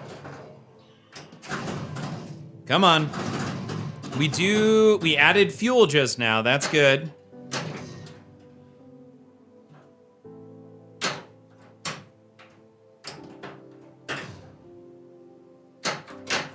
Wow, and we're not gonna make it through any of these. Made it to Escape Nublar, and then we're just gonna die.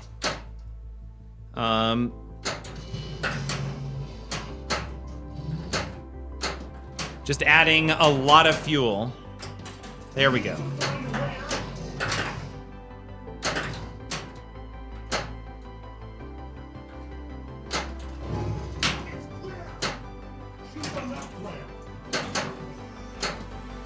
All right, we got the left ramp. We added fuel. We're at a minute 13 on that first one. Now we need the O shot and whatever that shot's called. Oh no. All right, so now we need this rescue. Got it.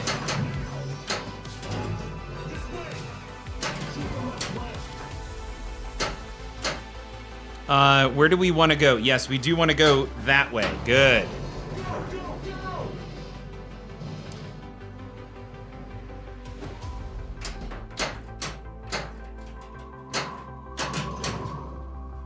On the fly? Man, I can't believe I got another O shot. All right, left ramp. Got it.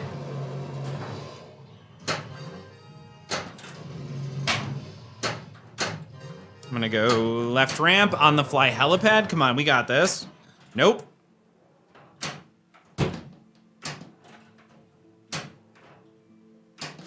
Ah. Try this helipad one more time. We definitely got it there.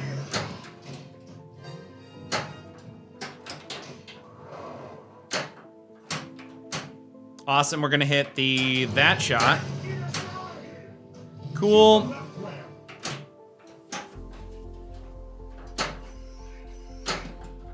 Great, we now hit the T-Rex, which is the same paddock we had on the way in.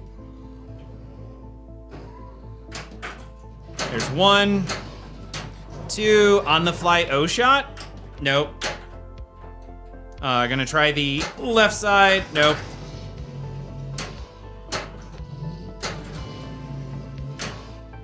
All right. O. All right, we got an escape. That's fine, and it's gonna feed this shot over there. Maybe. Nope. I tried.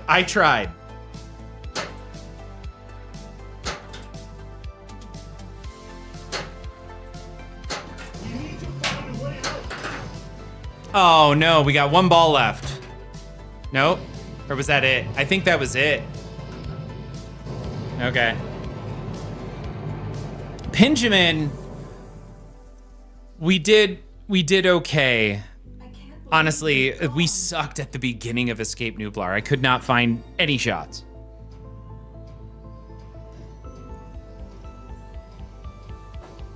Although it feels bad, man. Higher Peanut, welcome. Oh my god, I don't care! High score number 1. Who's this one going to? This one's going to... Let's see, we got a whole bunch of follows, we got cheers, we got Manu rating, we got 2 different raids. You know what? This one's gotta go to, this one's gotta go to Surreal. I feel like Surreal never gets in here. SRL. Thank you so much for that raid. How are we doing? 11:53. I mean, the time is pretty good too. Yeah, 2 bill. That's not bad. Yeah. Yeah, Benjamin. Exactly. That's a. I'll do that. It's always fun to get there. I love this. Like every time we play, we're getting to Escape Nublar at least once. I want to say that the crappy initial play was frustration over once again draining during Secure Control Room. Beat Museum Mayhem, beat Visitor Center, drain towards the end. It was the last shot of Secure Control, or second to the last shot of Secure Control Room. Let's see. All right, 4 games, best was 700 million, not close enough to Escape Nublar. It looks like George is kicking butt, Benjamin, thank you. And you still got there, it's always a clapback. I did put up a 600 million on Zeppelin after JP though. Feeling good overall, absolutely. Those are all great scores. Let's head back over to the desk. Oh.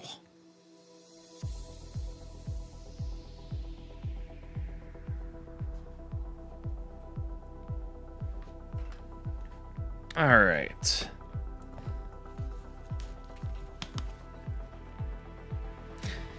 Is it? What day is it? Oh, it's Tuesday. Man, I thought for a second that it was Thursday, and I was getting kind of excited. Like, yeah, we got the weekend coming up. This is going to be great. No, not at all. It's Tuesday. Tomorrow's Wednesday, but we do have some fun stuff coming up. You know, we have Homegrown joining us for a review of Harry Potter the Pinball Machine. Now, we've done some reviews before on pinball machines. We have a system. In fact, I can show you the system. Let's switch over to PC.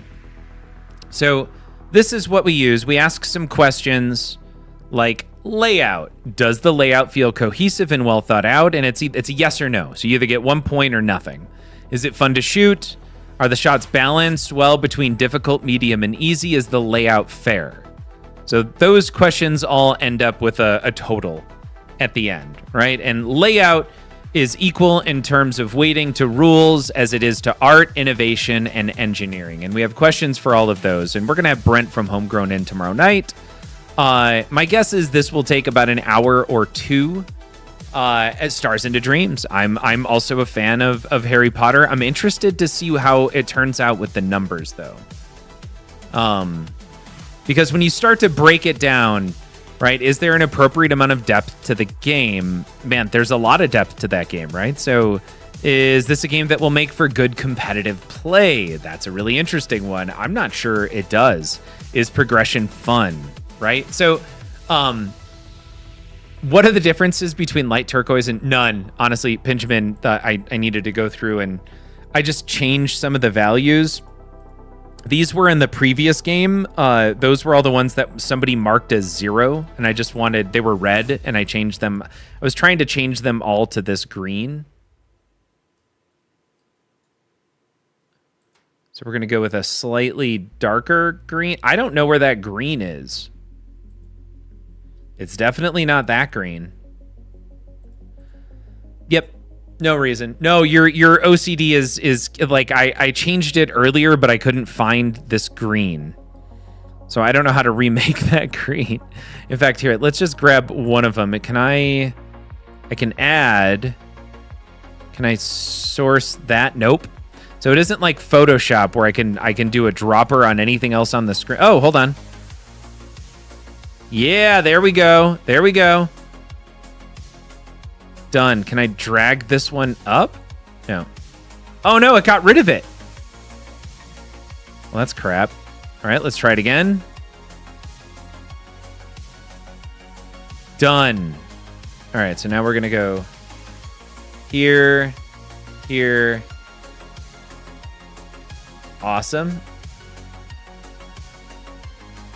All right, now Pinjamin's OCD will no longer be a problem for tomorrow. Cool. Done. And then we get some numbers, some percentages of what the total amount is, and then we also get an average across everyone that reviewed it. So George, Paul, and Brent, we're expecting to start at our standard time of 10 o'clock tomorrow. It's been a while since I brought anyone else into the stream remotely. Would not surprise me if I'm a little rusty on how to set all of that up. That said, it's Brent. It's another very technically capable or savvy person. So my guess is we'll probably start right around 10 tomorrow. If we're a little late, no big deal. But that's it. We're going to be doing that tomorrow. Thursday, I'm thinking either, hopefully I've got... Speaking of Brent, thank you so much for rating Homegrown. I hope you're having a fantastic night. I hope your stream went well. I was just showing off the questions for tomorrow's review. The episode, the one where they review Harry Potter. And if you're not familiar with that reference, that is definitely a Friends reference there. But we're going to have Brent on the Basement Dads podcast to talk about Harry Potter.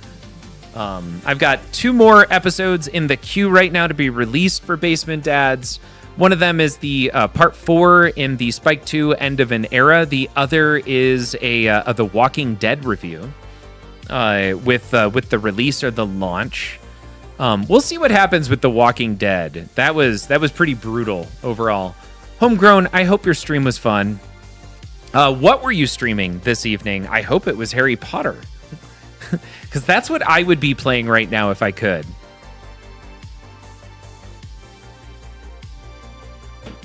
If you're just joining us, we just got done playing Jurassic Park. And that last game was a doozy. We made it to Escape Nublar and then bombed. We didn't actually make it through Escape Nublar. You guys played Elvira. That is awesome. That is a game that, for whatever reason, I struggle to have an enjoyable time with. Not high on my list. You almost streamed HP. Because it's Harry Potter. Now, I'm going to end up asking this question tomorrow, but Brent, are you a big Harry Potter fan? Are you a kind of like average Harry Potter fan? Are you not a Harry Potter fan? And also, is it books or movies for you? Wanted to get to Santa mode. Oh, is there a Santa mode? In Elvira, there's a Santa mode? Christmas and all. Makes sense. Pinjamin would like to have an Elvira. You know, they dropped in price pretty substantially. The Elvira black and white edition, though, the blood red, is amazing. I've seen it in person. It's beautiful. Man, that's got to be right up there with Godzilla's 70th. What else? Earlier, we were talking about, the perfect 5 or 6 game lineup. We had a whole bunch of discussions about this previously. And what else? Music tonight was provided by Fire Sale. Fantastic stream. No idea who makes this.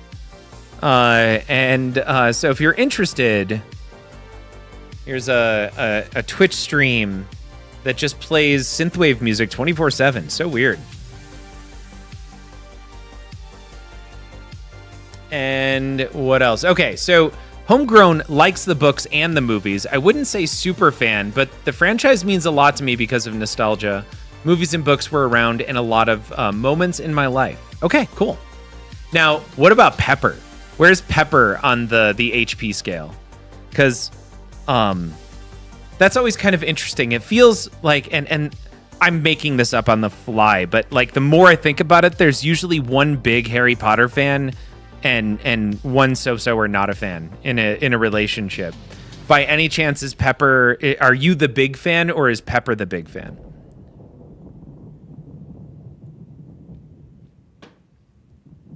Once again, these are all questions I'm asking now just because you're here in the chat, but it would make a lot more sense to ask them tomorrow. It would make a lot more sense to do so tomorrow, but we'll end up recording and end up editing for a podcast, and then it goes off on a different medium. Okay, Pepper for sure is a bigger HP fan. Got it. It seems like there's just always a big Harry Potter fan in a relationship, and books over movies for her. All right, I'm with Pepper on that one. I'm a huge books fan. The movies were okay. I'm excited for the new television series coming out by HBO, or what used to be HBO and is now Netflix. We'll see. We'll see. I'm excited. I'm actually. They said they're gonna do all the things from the books, and there's a bunch of major items I feel like that were missed in the movies that I hope they do in the television series, just because they're going to throw 10 hours at each book. They're going to do 10 1-hour episodes, my guess, or 40-minute episodes, because it's HBO and that's how they do it. On top of that, it's probably one of the largest franchises ever. And they have the money and to throw real production value at it. Reading the books with my daughter now at the end of book 3. Congratulations. Is this your first time going through the Harry Potter books with your kiddo? Because I read, man, it's a few times with my kiddo, but she had them read to her before, but she will never remember it. From 0 to 7 months, we read each of the books. We went through all 7 books in the first 7 months with Zoe, so she will never remember that. And then we read them again to her, I want to say from like 3 to 5, and then started again at 6 or 7, and stopped at book 5 because at that point, Zoe was old enough to read them herself, and then she finished off the book series. Stars into Dreams. Does Netflix own HBO Max now? Yes. So Pinball Jones rating with 5 viewers. I got to finish answering that question. Netflix bought Warner Brothers, and Warner Brothers owns HBO. Oh man, we're leveling up right now. I can't not allow y'all to enjoy the level 5 shenanigans here.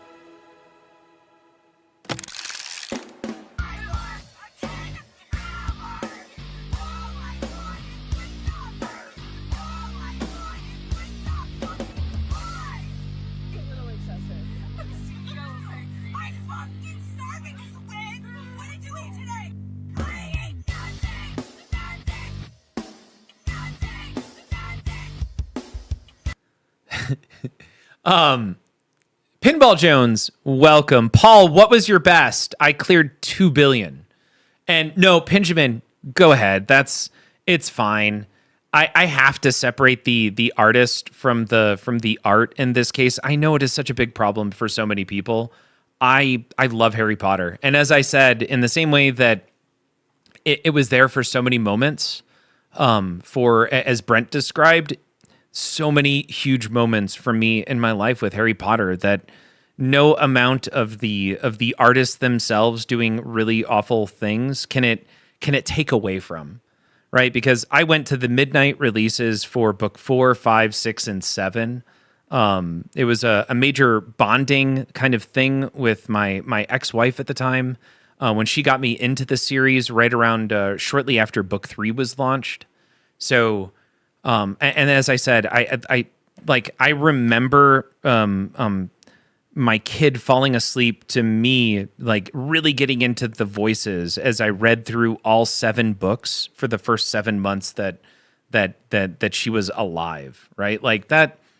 There is no amount that the artist could do anything that will take away from those moments and what the story of Harry Potter has done for me in my life. I remember, to give even more to it, like the emotion of finishing book 7. I stayed up for the midnight release, brought the book home. I took off the next 3 days of work, read through all of book 7 without sleeping, crashed, woke up, and reread the book again. I took an extra day off of work to go through and do it a little bit more slowly the second time. Like that was... It was such an epic conclusion to a book series, which already in my, I think, late 20s when it finally came out was so impactful. There's nothing that can change that. It did so much for me throughout my life, which is, that's seriously, I have 3 Harry Potter tattoos to even add more to it. Kirk Hobbs, their Harry Potter arrives next week. Hopefully, congratulations, Kirk Hobbs. The wait has been so significant. I know you've been waiting for so long, and I'm so excited that you're finally getting it. Pinball Jones, I don't really remember, but it was definitely over 3 billion, probably more. Okay. Paul, I'm going to throw out, I did make it to Escape Nublar on that game. I did not beat Escape Nublar, unfortunately, but I did make it to Escape Nublar, and it was a little over 2 billion.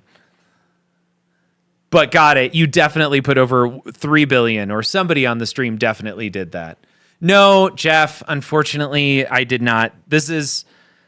I think we're close, though. Like, it sucks to suck. We are consistently hitting Escape Nublar now for 2 streams in a row, once per stream. And before then, we were getting close every time.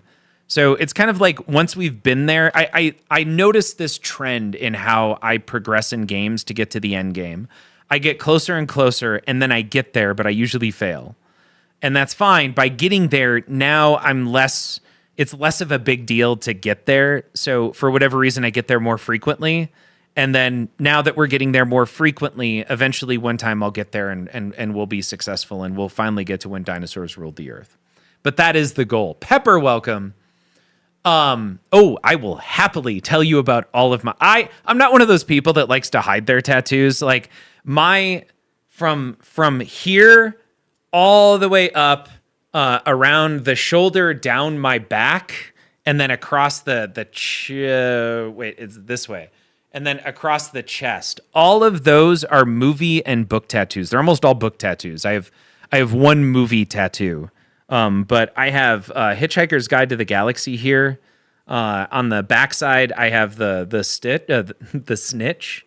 And then I have, in fact, the book 18 of the Dresden Files is coming out soon. And that was one of my favorite tattoos. It says across the back of my tricep here, "Likest thou jelly within thy donut," which is one of my favorite moments in a book anytime, anywhere. But specifically, it was like book 6, I think, or book 5 of the Dresden Files series. And it's such a fantastic culmination of a moment where somebody so small was so successful, they finally got pitted against someone with ultimate power that they could never stop.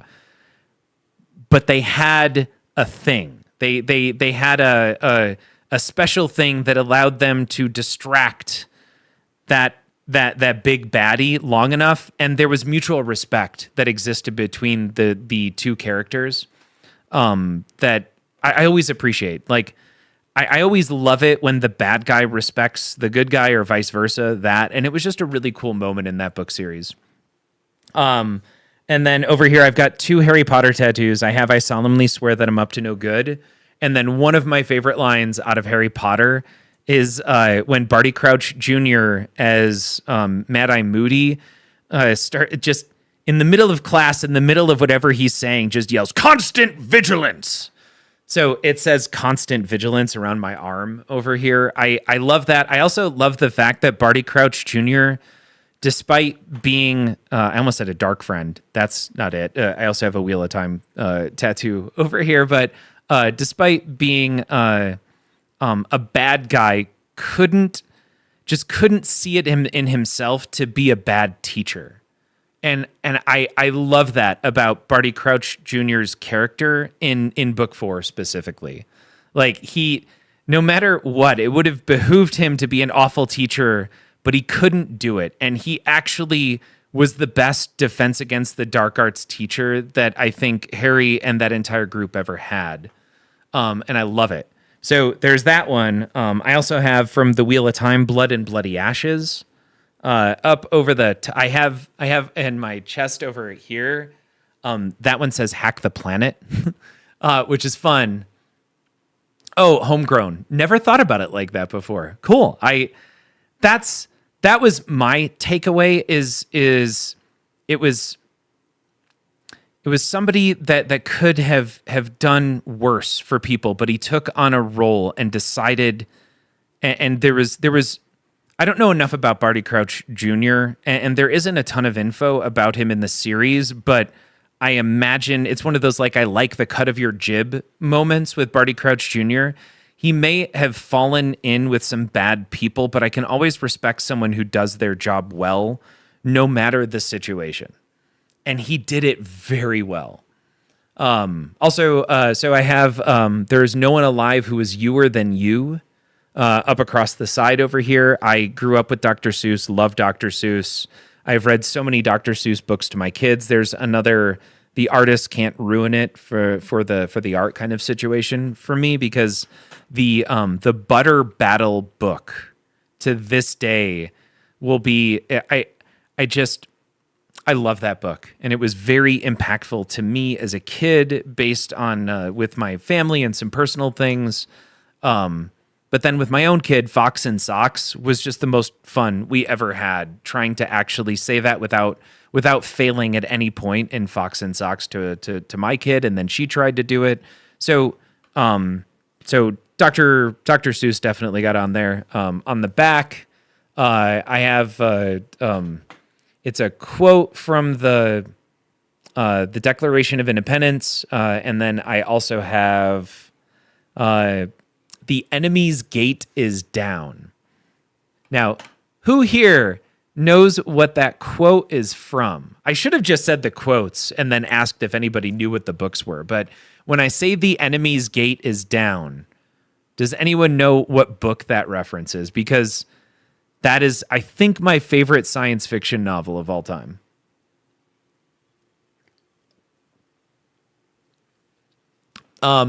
Nice. What's brewing? Nailed it. Ender's Game. Exactly. Yep. Ender's Game, probably one of the most edited novels ever. The story behind that, and yet another awful artist. God, I didn't realize how many awful artists I have tattoos of or whose books I love that I have to separate the artist from the art itself. Orson Scott Card, not a great person, but gotta love some of his work. It's very, very well written in many different places.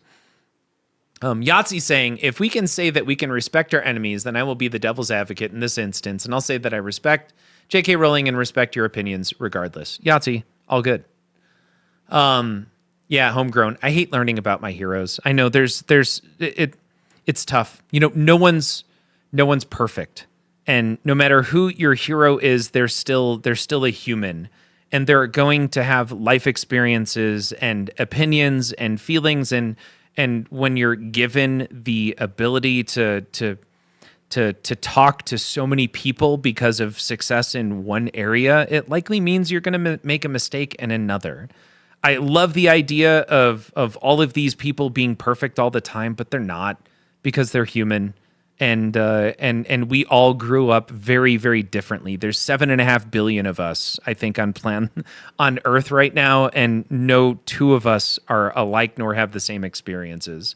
And that leads to, I mean, a lot of the problems that we have across the entire world. I feel like I'm saying stupid stuff right now, but I love that sentiment. Never meet your heroes, and homegrown. You kind of said it perfectly there. I hate learning about my heroes, and that makes a lot of sense because they're still people. We'd like to put them in a place where they're likely like they're inhuman because they can do no wrong, but people do wrong all the time. Yep, Kirk Hobbs, Poe Buddies, Nerfect. I like it.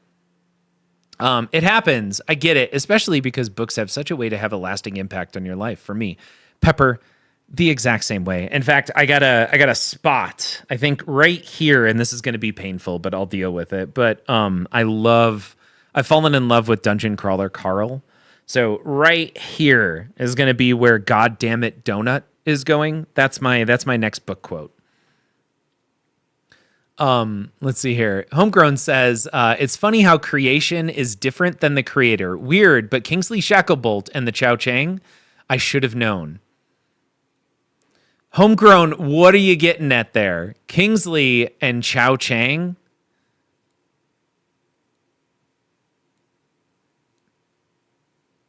Did they end up dating later in life? Like, Kingsley is way older than Chow. Also, so Homegrown and Pepper, are you guys both fans of the Dungeon Crawler Carl series? Because it was Jordan at TPF last year that talked me. He's like, you should check out Dungeon Crawler Carl. I think you'll like it. And the next month and a half were destroyed. I read all 7 books. Awesome. Y'all love Dungeon Crawler Carl. I do as well. It was so fun. Granted, the train book was pretty hard to follow. I love the characters. I love the sentiment, and I can see a big epic ending happening at some point. The audiobook is so good, especially the voice of the AI. What was it? New achievement. Like I really, really dig it. Oh man. You guys are on book 1. I'm so sorry. I forget, and it just gets away with me. I'm not gonna say anything else about it. I just don't assume that Yahtzee cheered 10 bits. Welcome back. Although you were here the entire time. Where was I going with that? Oh, there's, in my opinion, in many books, especially in like a 7-book series, there's some books that aren't as good as others. Expect a little bit of a lull, I want to say, but it finishes high. Book 7 is amazing. 6 also is pretty decent, but I think it was 4 and 5 where it was a little bit of a struggle. But there was so much inertia for me as I was reading that series that I plowed right through it. It didn't make a difference. But I talked Jay-Z into reading them. She was hooked, but she took a break, I think, a little bit during book 4 and book 5. The reward call out is by vocal stim. Yes, exactly. My girl just heard you talk about the books and wants more info on Dungeon Crawler Carl because she is very interested in starting that after her Wheel of Time journey. Yahtzee, the Wheel of Time. How far is she into the Wheel of Time? Because there's a 14-book series that, man, what a roller coaster. And actually, when I talk about a multi-book series having a lull, that's book 6, book 7, book 8, and book 9, the majority of it. By the end of book 9, it picks back up. But there are 4 books in that series where nothing happens. And it's very frustrating. And you get frustrated with Robert Jordan every time he tells you about Nynaeve pulling her hair. So just started book 3. Books 1, 2, and 3 are comparable to A Song of Fire and Ice. So the Game of Thrones series, books 1, 2, and 3 are nearly perfect, and same with the Wheel of Time. Books 1, 2, and 3 are nearly perfect. 4 and 5 are fantastic. There is a 4-book lull in the middle of that series that are so tough to make it through. But do it. Push it, because the end of book 9 is epic, and the 9, 10, and 11 are the last books that Robert Jordan wrote. And then Brandon Sanderson comes in and finishes 12, 13, and 14, which was Midnight Dreams, it was The Gathering Storm, Midnight Towers, and then A Memory of Light. Those are the final 3 books. Oh my God, Pepperbone, yes, Red Rising. And then I met Pierce Brown and got my 3 first edition, first print Red Risings all signed by Pierce Brown. That's the other thing I like to do. I get into books a lot. And then I like to go meet the authors, and I like to buy first edition, first prints of their books and go and get them signed when I go and meet the authors. You'll tell her not to give up when things get slow. Thanks for the info. Yahtzee, I'm really not good about spoilers, and I do apologize, everyone, for all of the things I probably spoiled over the past 8 years of streaming. I am very sorry about that. I will try very hard not to give away anything else, especially since Pepper and Homegrown, you all just started Dungeon Crawler Carl. You're going to love it. It is so great. And Pepper, I when Red Rising first came out, I think that was the first or second time I got to see Pierce, because he came to the Tattered Cover in Denver, I think twice. Oh my God, did we just become best friends? Yes. I love books. I've read a lot of them. I don't know. Hold on. Let's just do the thing. Let's go to Goodreads. Hopefully it has it. Do I just continue with Amazon? Allow.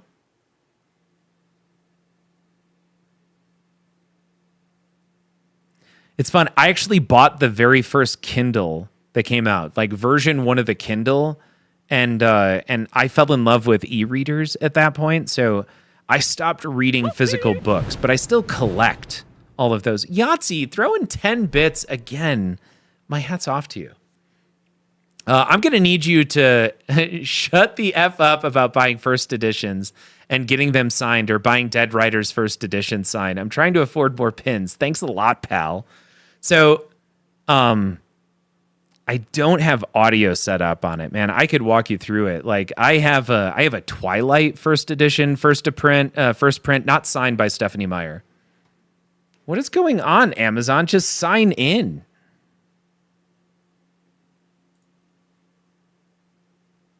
Am I logged in now?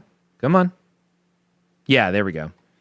All right, so I'm just gonna walk you through. I made it like, I don't know, 100 pages through Lev Grossman's The Bright Sword. I loved Lev Grossman's the Magicians series. I take it back. Actually, I'm going to be accurate. I love the first book in the Magicians series. That was amazing. And book 2 and book 3 were a slow descent for me into like a shittier and shittier story. I didn't like where the book series went, but that first book was pure amazingness, and it kept me through for the final 2 books. But it's Lev Grossman, and he's starting a new book series, so I thought I would check out The Bright Sword. I made it, I want to say, about 100 pages through, and I'm not a fan. Like, at no point, it's once again, he hasn't defined what the story is. He set up a lot of setting, and he continues giving me so much information about the current state of Arthur and what's going on. It's a King Arthur tale. And he introduced a character who's obviously meant to be the protagonist, but I got nothing. And I find that frustrating. So I stopped reading The Bright Sword. I may go back. Someone recommended the 5th season. I don't think I ever actually started it. I think I just downloaded it. Fight Club sucks. I picked it up because, you know what, I'm finally going to read Fight Club. I love the movie so much. This book is shit. Like, it is not good. Chuck Palahniuk is... I'm happy somebody was able to take this crap and turn it into one of my favorite films. But I did. I gave it the old college try. Once again, I made it about 100 pages through, and I was just fighting all of the way. I read Of Monsters and Mainframes on a flight to Florida. That was fantastic. Very cool. It's about a spaceship which develops sentience and kind of befriends it's dumb, a werewolf and a mummy, and they decide to take out Dracula together for reasons. It was very enjoyable. It definitely choked me up at the end, but it's a literary candy. Survivor was good by Chuck. Okay. After reading that, I'm hesitant to go back into that author because I just wasn't a fan. It was specifically the writing style that kind of bothered me, but it does feel like it was specific to that book. So I will give him another try at some point. Pepper just bought a collector's edition for the first time. It's beautiful and came with all kinds of goodies. I do like that. I've definitely kickstarted some custom or some collector's edition stuff in the past. I don't kickstart things anymore. You're such a glutton for punishment. I finish terrible books all the time. I have such a hard time did not finishing. I'm happy to give up on those. Lord of the Rings, favorite franchise of all time, but I can't get through Two Towers. Homegrown, I never finished the 3rd book, Return of the King. I'm going to say it, and I know I'm going to get crap for it. I think I've said it before. He's not a good writer. Even The Hobbit, which is better writing, is still shit. And Tolkien wrote himself into corners, and in every instance, wrote himself into a corner and then used the eagles to get himself out of it. The writing style is kind of crap. The story was actually decent. It is obviously incredibly popular for its time and what it did for the genre, but I'm not a fan. It is kind of tough to read. He's another author who likes to use repetition, but he repeatedly uses repetition too much, and I find that frustrating, and it pulls me out of the book when it happens. I'm going to talk a little bit about the act of reading. My favorite thing to do is if in the first 20 to 30 pages, I do love the movies Homegrown. I'm in the same boat. My goal in the first 20 to 30 pages is to get the voice, and I'm going to compare this a little bit to Pinball. You start to feel a very, like, I can go play another Jurassic Park and it will play very differently than my Jurassic Park. I know at this point how my Jurassic Park is going to respond when I miss a shot in a particular way, right? And I could begin to anticipate where the ball's going to go as a result. You can do the same thing with an author's voice. So usually within the first 20 to 30 pages, my goal is to get to a place where I no longer have to think about reading. And I know I talked to my brother, and I know there's not everyone does this, but it is, I think, more common than I thought it was for a while. I don't think about the mechanics of reading when I'm enjoying myself in a novel. As long as I can understand the voice, I stop actively reading and just relax. And to me, I experience the book as like an internal movie. I stop caring about the words. I just look at the pages and start to ingest the novel. When I can get there with a book, I chew it up in hours. Like now I'm just flipping pages, reading and enjoying every second of it. So when Jim Butcher puts out his newest book right now, book 18 of the Dresden Files series, I'm going to have to read it twice. Once to get that I just watched a movie in 6 hours of reading, and then another time because I know I will have skipped past some of the nuances and maybe how people were dressed or what the room looked like when it went in there completely. I like to read it again a little bit slower. As a result, I typically will read almost every book that I love in a series. I'll read it twice, but I'll go back through and read entire series 6, 7 times. I've gone through the Dresden Files, all 17 books that exist, probably 4 or 5 times at this point. Yahtzee, does anyone... Yahtzee, I'm going to read your messages no matter what. You don't have to drop 10 bits every time. Don't get me wrong. I really appreciate it. Thank you. But I hope you don't feel that I won't read your message if you don't drop 10 bits with it. But thank you. Does anyone remember Rodney Dangerfield telling Kurt Vonnegut that he doesn't know jack shit in Back to School movie? Nice, Yahtzee. Touche. No, I don't remember that. But man, there's another author that I kind of fell in love with. I went back somewhat recently. In fact, you'll see it here. So I did Monsters and Villains. I read through The Accomplice to the Villain, Apprentice to the Villain, Assistant to the Villain. That was a series. You can see here. Was it? I think it's 7 books, but we're at 6. I don't know if it's 6 or 7 books, but man, these were hard to put down. Nailed all of those. And then the new television series, what's this called? Martha Wells, All Systems Red, Exit Strategy. What are these called? Murderbot. There we go. The Murderbot series came out, and I couldn't put those down. They were so quick and enjoyable that I ended up reading through all of those. And it was nice to go from Dungeon Crawler Carl. And every time you finish a book, like you hit the end and either the story is done, just redeemed. Oh, what's going to happen? What are you getting?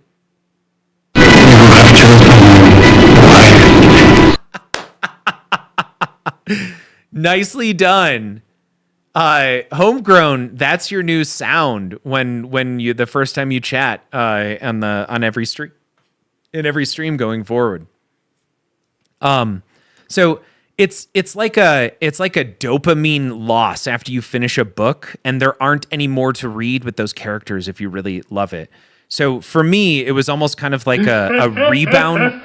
It was like a rebound book to fall into the Martha Wells series on Murderbot. They're not amazing, but they're not bad. And the more I read them, the more I started to really like the character, and I could start to anticipate maybe some of the decisions the character would make. But they're very short. They're a little bit more than novellas. They're between 100 and 200 pages from Martha Wells. They're very enjoyable. And the television series on Apple was also good. Let's see. We're at some other weird ones. Deadly Education. I don't even remember this one. The Future was really interesting. That was a recommendation by Jay-Z. Of course, I went through the whole Onyx Storm, Iron Flame, and Fourth Wing series. In fact, I was totally on a rom-com style or romantasy kick. This will be fun. Kind of kick that off. No, I should say Fourth Wing probably kicked that off. And then I'm like, you know what? I'm gonna try some of these movies or some of these books. So that's where Assistant to the Villain. This will be fun. Onyx Storm, Fourth Wing, Iron Flame. Also, I know these are insanely popular right now. I'm going to say the Dragons of Pern series by Anne McCaffrey, way better than the shit that Rebecca Yaros is putting out with Fourth Wing. Like, this is it. I don't want to spoil, but it feels like formulaic television. It happens at the end of the first book. It happens at the end of the second book. And then, man, it happens again at the end of the third. You feel like you're watching Moonlighting or something. And I get frustrated at the artificial nature of being like manipulated by the author. So I think I'm done with that series. It wasn't good enough to keep me there. But the reason I actually brought this up was I've got 580 books that I've reviewed or read on Goodreads. So I'm always interested in picking up more. But man, I've got a good number that I can go back on and see how I reviewed it, whether or not I enjoyed it. I used to go back. If you go back far enough, I left pages of reviews on each of these as well. There are so many better books than Fourth Wing and all. I know, Pepper. There are, but it was so popular. There's Twilight got insanely popular. Actually, I'm going to go back to Harry Potter. Harry Potter, I was really hesitant to jump into because of how popular it was, but fell in love. And then it happened again with Twilight. I know Twilight gets crapped on, and that's fine if you don't like Twilight. I really enjoyed the Twilight series. I think Stephanie Meyer knows how to write a teenage. It's not love. It is.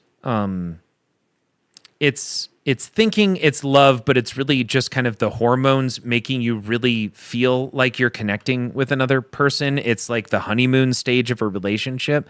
She can write that better than anyone I've ever read before.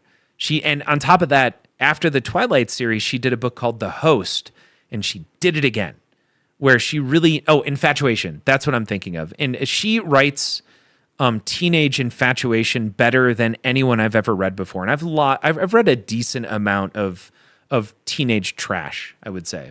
Yeah, The Host was actually very enjoyable. You like Twilight as well. It was a gateway drug. It was hard to put down. Man, that would be a whole stream here where we could just go through books and talk about what we liked and didn't like. Man, I also like cheap stuff. There was this whole super villainy series that was absolute candy. Drew Hayes is fantastic, and he has some books that don't follow the standard cadence or a standard book in general. They're kind of wild. So he's got the Vampire Accountant series, and he's got some other ones there. You sound like me when I'm not going to crack open another beer. You know, that last beer didn't do it for me, and after the third beer, just phoned it in. I think I'm done. Then finishes the series. Yeah, Yahtzee, I've done that where it's like, I'm not enjoying it, but I'm willing to give it another book. But I definitely have. I have 15 books that I didn't finish, and I stopped adding them here. I couldn't get into Fool by Christopher Moore, and I love Christopher Moore. Paololu, I don't know how to say this guy's name, but the Wind-Up Girl won a whole bunch of awards. I couldn't get into it. World War Z, it just wasn't doing anything for me. Pride, Prejudice, and Zombies was another one. Also, I love Patrick Rothfuss, but the Slow Regard of Silent Things was hard to get through. So much to the point where I'm like, just finish your goddamn series, Patrick. It's been 10 years, more than 10 years, I think, at this point. Get off of Twitch and finish the last book. And you guys know I don't swear that often, but fuck Patrick Rothfuss at this point. I get it was a joke and it was hey, don't push this guy to go do something, but he's going to die and not finish a book he already finished. He finished all 3 before he published the first book. He's got some issues and he just needs to focus. Yeah, Razor, I know. I'm sorry. It is after midnight, and I have so much emotion about Patrick Rothfuss and I've sat in on some of his Twitch streams, and he literally asked the audience, "What do you want me to do? I can work on the book, or I can play video games." I'm jumping up the inference ladder here, and I'm making assumptions on Patrick's life based on the knowledge that I have. I realize that.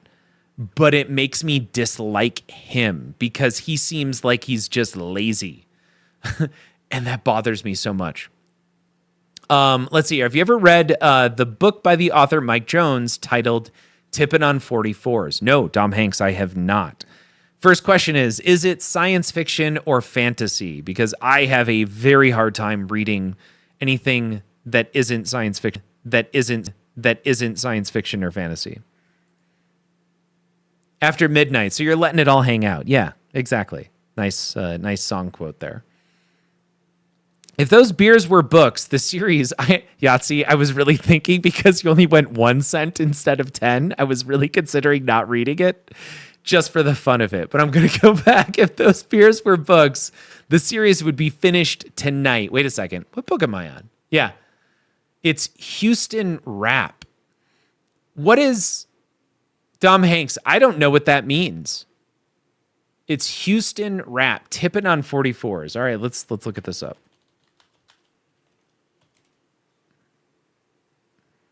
Mike Jones featuring Slim Thug and Paul Wall still tippin'. Oh, is this a song? It looks like you're saying it's a book, but it's by rapper Mike Jones, released in 2004's debut and lead single from the album, Who is Mike Jones? Oh, you're joking. Okay. I'm stopping. Just walking through some more of these. Yahtzee throwing down phone numbers. 281-330-8004. Is that a song or something?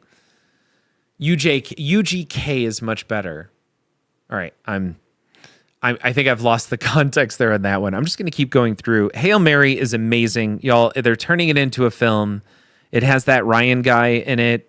It's going to be awesome. If you have not read Project Hail Mary, I think I've read it 3 times. It's awesome. Yeah. More Drew Hayes. Ooh, V.E. Schwab is an amazing author. She, I think the V is for Victoria.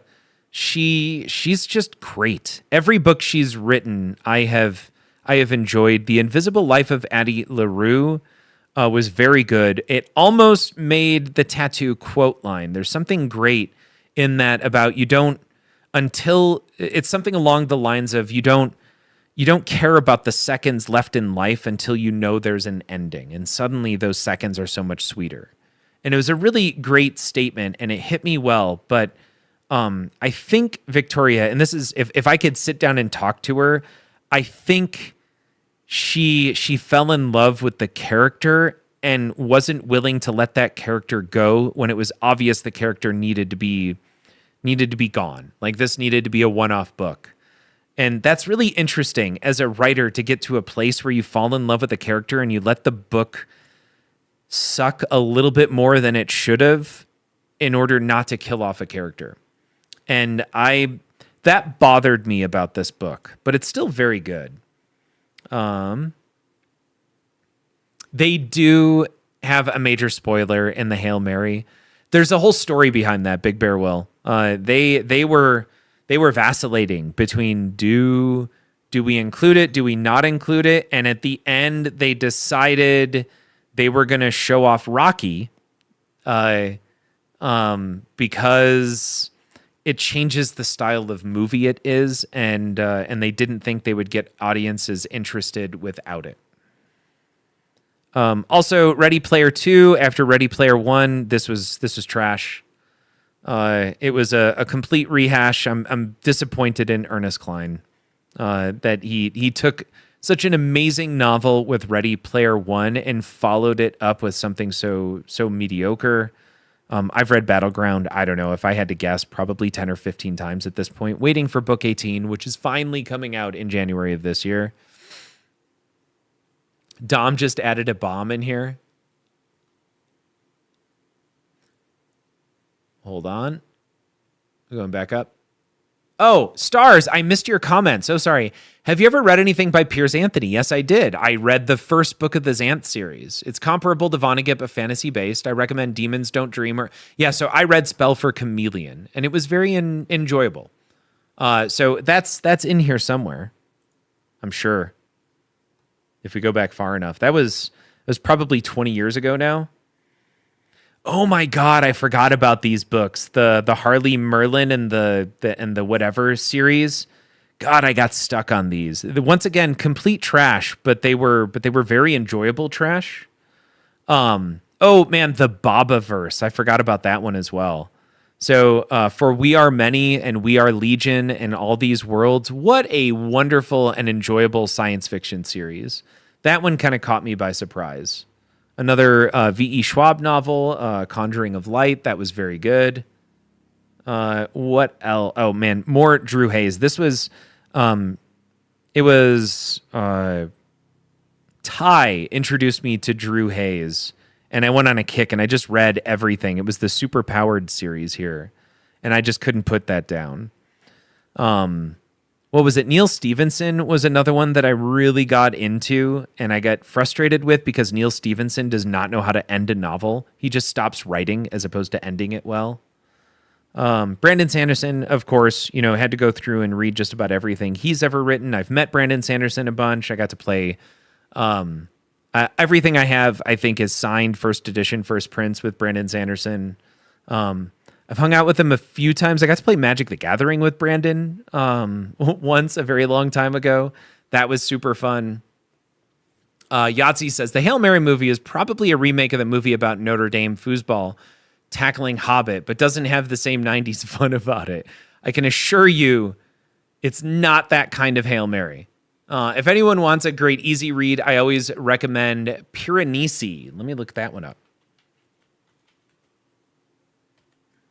By Suzanne Clark. Let's take a look. Piranesi's house is no ordinary building. Its rooms are infinite. Its corridors endless. Its walls are lined with thousands upon thousands of statues, each one different from all the others. Within the labyrinth of halls, an ocean is imprisoned. Waves thunder up staircases. Rooms are flooded in an instant. But Piranesi is not afraid. He understands the tides as he understands the pattern of the labyrinth itself. He lives to explore the house. There is one other person in the house, a man called the Other, who visits Piranesi twice a week and asks for help with research into a great and secret knowledge.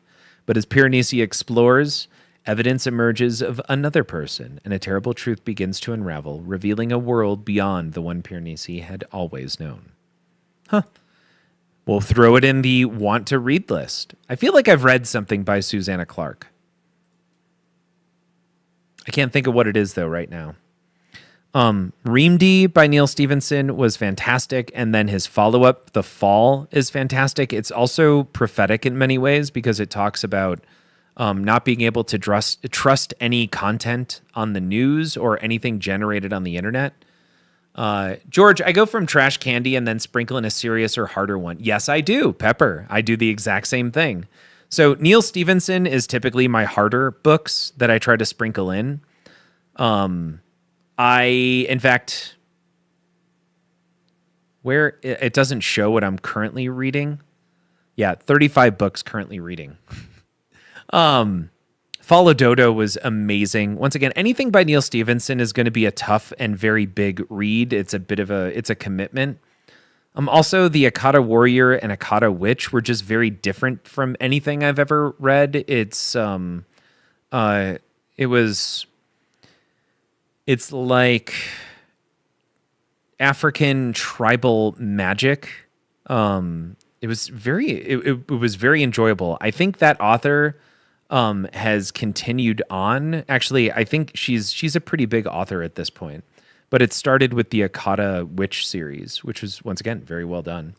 Dark Matter became a television show. I'm really surprised. That was kind of a very mediocre, almost like trying to think, Michael Crichton style book. Andy Weir's Artemis is his worst novel. He tries to write from the perspective of a woman, but he has no idea how to write from the perspective of a woman. So he makes the woman a man. It was awful. And the story was just okay. Oh man, I got onto a Stephen King kick when I got into the Dark Tower series. Peter Brett, of course, fantastic for his core-based series, which is like the Warded Man or the Painted Man. Oh, Pierce Brown. I gave up after the initial trilogy. I read Iron Gold, and I didn't like any of the characters anymore. So, Pepper, you talked about Red Rising. There's the first 3 novels, which honestly, in my opinion, I think he should have just ended with. But he wrote another 3 books after that, so it's like 2 separate trilogies. And right away in Iron Gold, he just like undoes all of the awesome things that happened at the end of the 3rd book of the Red Rising series. So if I had any recommendation to anyone thinking about picking up Pierce Brown, just stop after the 3rd Red Rising book. I love actually doing this and kind of catching up on what I read and when. Kind of reminds me about all the stuff that was going on in life at that time. Dan Wells, another cool author, hasn't put out a lot. Elon Musk, Outliers. I do like Malcolm Gladwell. I know he gets shit on, but some pretty cool ideas that he comes out with. Like the newest Star Wars movies. Yeah, exactly. Oh man, the whole Expanse series before it became a television show. Also, Dan Simmons, I forget what, Hyperion series was really enjoyable. So Hyperion led to The Expanse for me in jumping through. Pierce Brown, yeah, it was Red Rising, something else, and then Morningstar, I think, was the third in that series. Holy crap, I forgot about Omega Rising. I hope he did a sequel. I would go back and reread this in order to read more of these. No. Wait, was it this one? The first assumed with... No, that was different. That's Some More Candy. And then you can see I sprinkled in another Neil Stephenson novel. Seven Eves was awesome. Very well done book. The Realm of Possibility by David. Oh, this was really interesting. So this was another one. This one kind of reminds me of Memento, in that it's 20 different letters written by 20 different kids at a school, all talking, like what they're writing, I think is telling the story of what happened of a single event. And it's not something you realize what the event is right away. It starts to make sense as you progress through the book what happened. That was really good. Did I hit the next button? Ernest Cline's Armada was mediocre again. Ernest Cline, I think, really got lucky with Ready Player One. Everything else he's done since then has been meh. There's the Hyperia, Peter Brett, more V.E. Schwab. I think this was the first romance novel I had ever read, like dedicated to reading. That one's really interesting. I would not recommend that. That is a messed up novel that my aunt, who is a prolific reviewer of romance novels, said that was the best one she had ever come across. She's into some weird shit. All this book talk, and I bet many of you have never heard or read the classic, The Puppy Who Lost His Way. I think I have, actually. Amazon just announced a limited edition Harry Potter Echo Dot for $69. Really? Huh. Oh, I'm not on the Amazon. I have all the Google stuff. Why Disney doesn't make Star Wars Shadow of the Empire is still a mystery to so many. It's free money. Shadow of the Empire. Was that the Timothy Zahn series? Because I did read those. I don't know where they are. I don't know if we zoomed by those. Oh man, the Artemis Fowl series. The Girl with All the Gifts they turned into a movie. My sister made me go back and reread The Great Gatsby. What an awful book. I know people love it. I just hate all the people in that book. Oh, there was the last Kurt Vonnegut, The Breakfast of Champions. Brandon Sanderson and Brandon Sanderson's Steelheart series.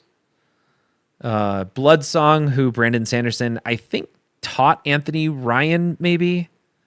Man, I got into a whole funny thing. Is this Perks of Being a Wallflower? Yeah, had to go back. So there we go. There's sprinkled in is like an actual decent book. The Foundation series, I think I reread the Foundation series again here, which is awesome. Very good book. There we go. And then this one, just like rereading the American Revolution and the history of it. This was it. Zero Sight and Zero Sum. So these ones I think I'd like to go back and reread. And I'd like to know more if there's if they ended up expanding those. I'm just quickly going through some of these. Oh my God, The Age of Edison, The Devil in the White City. I was on a whole kick there. Here we go. We finally got back to one of my favorite books ever, The Dog Stars. And it's because Big Bear is not a fan of F. Scott Fitzgerald's work. I can't think of others that I may or may not like. I just, like, to me, it's borderline horror films. Like, it's the, what do you call it's almost unreal.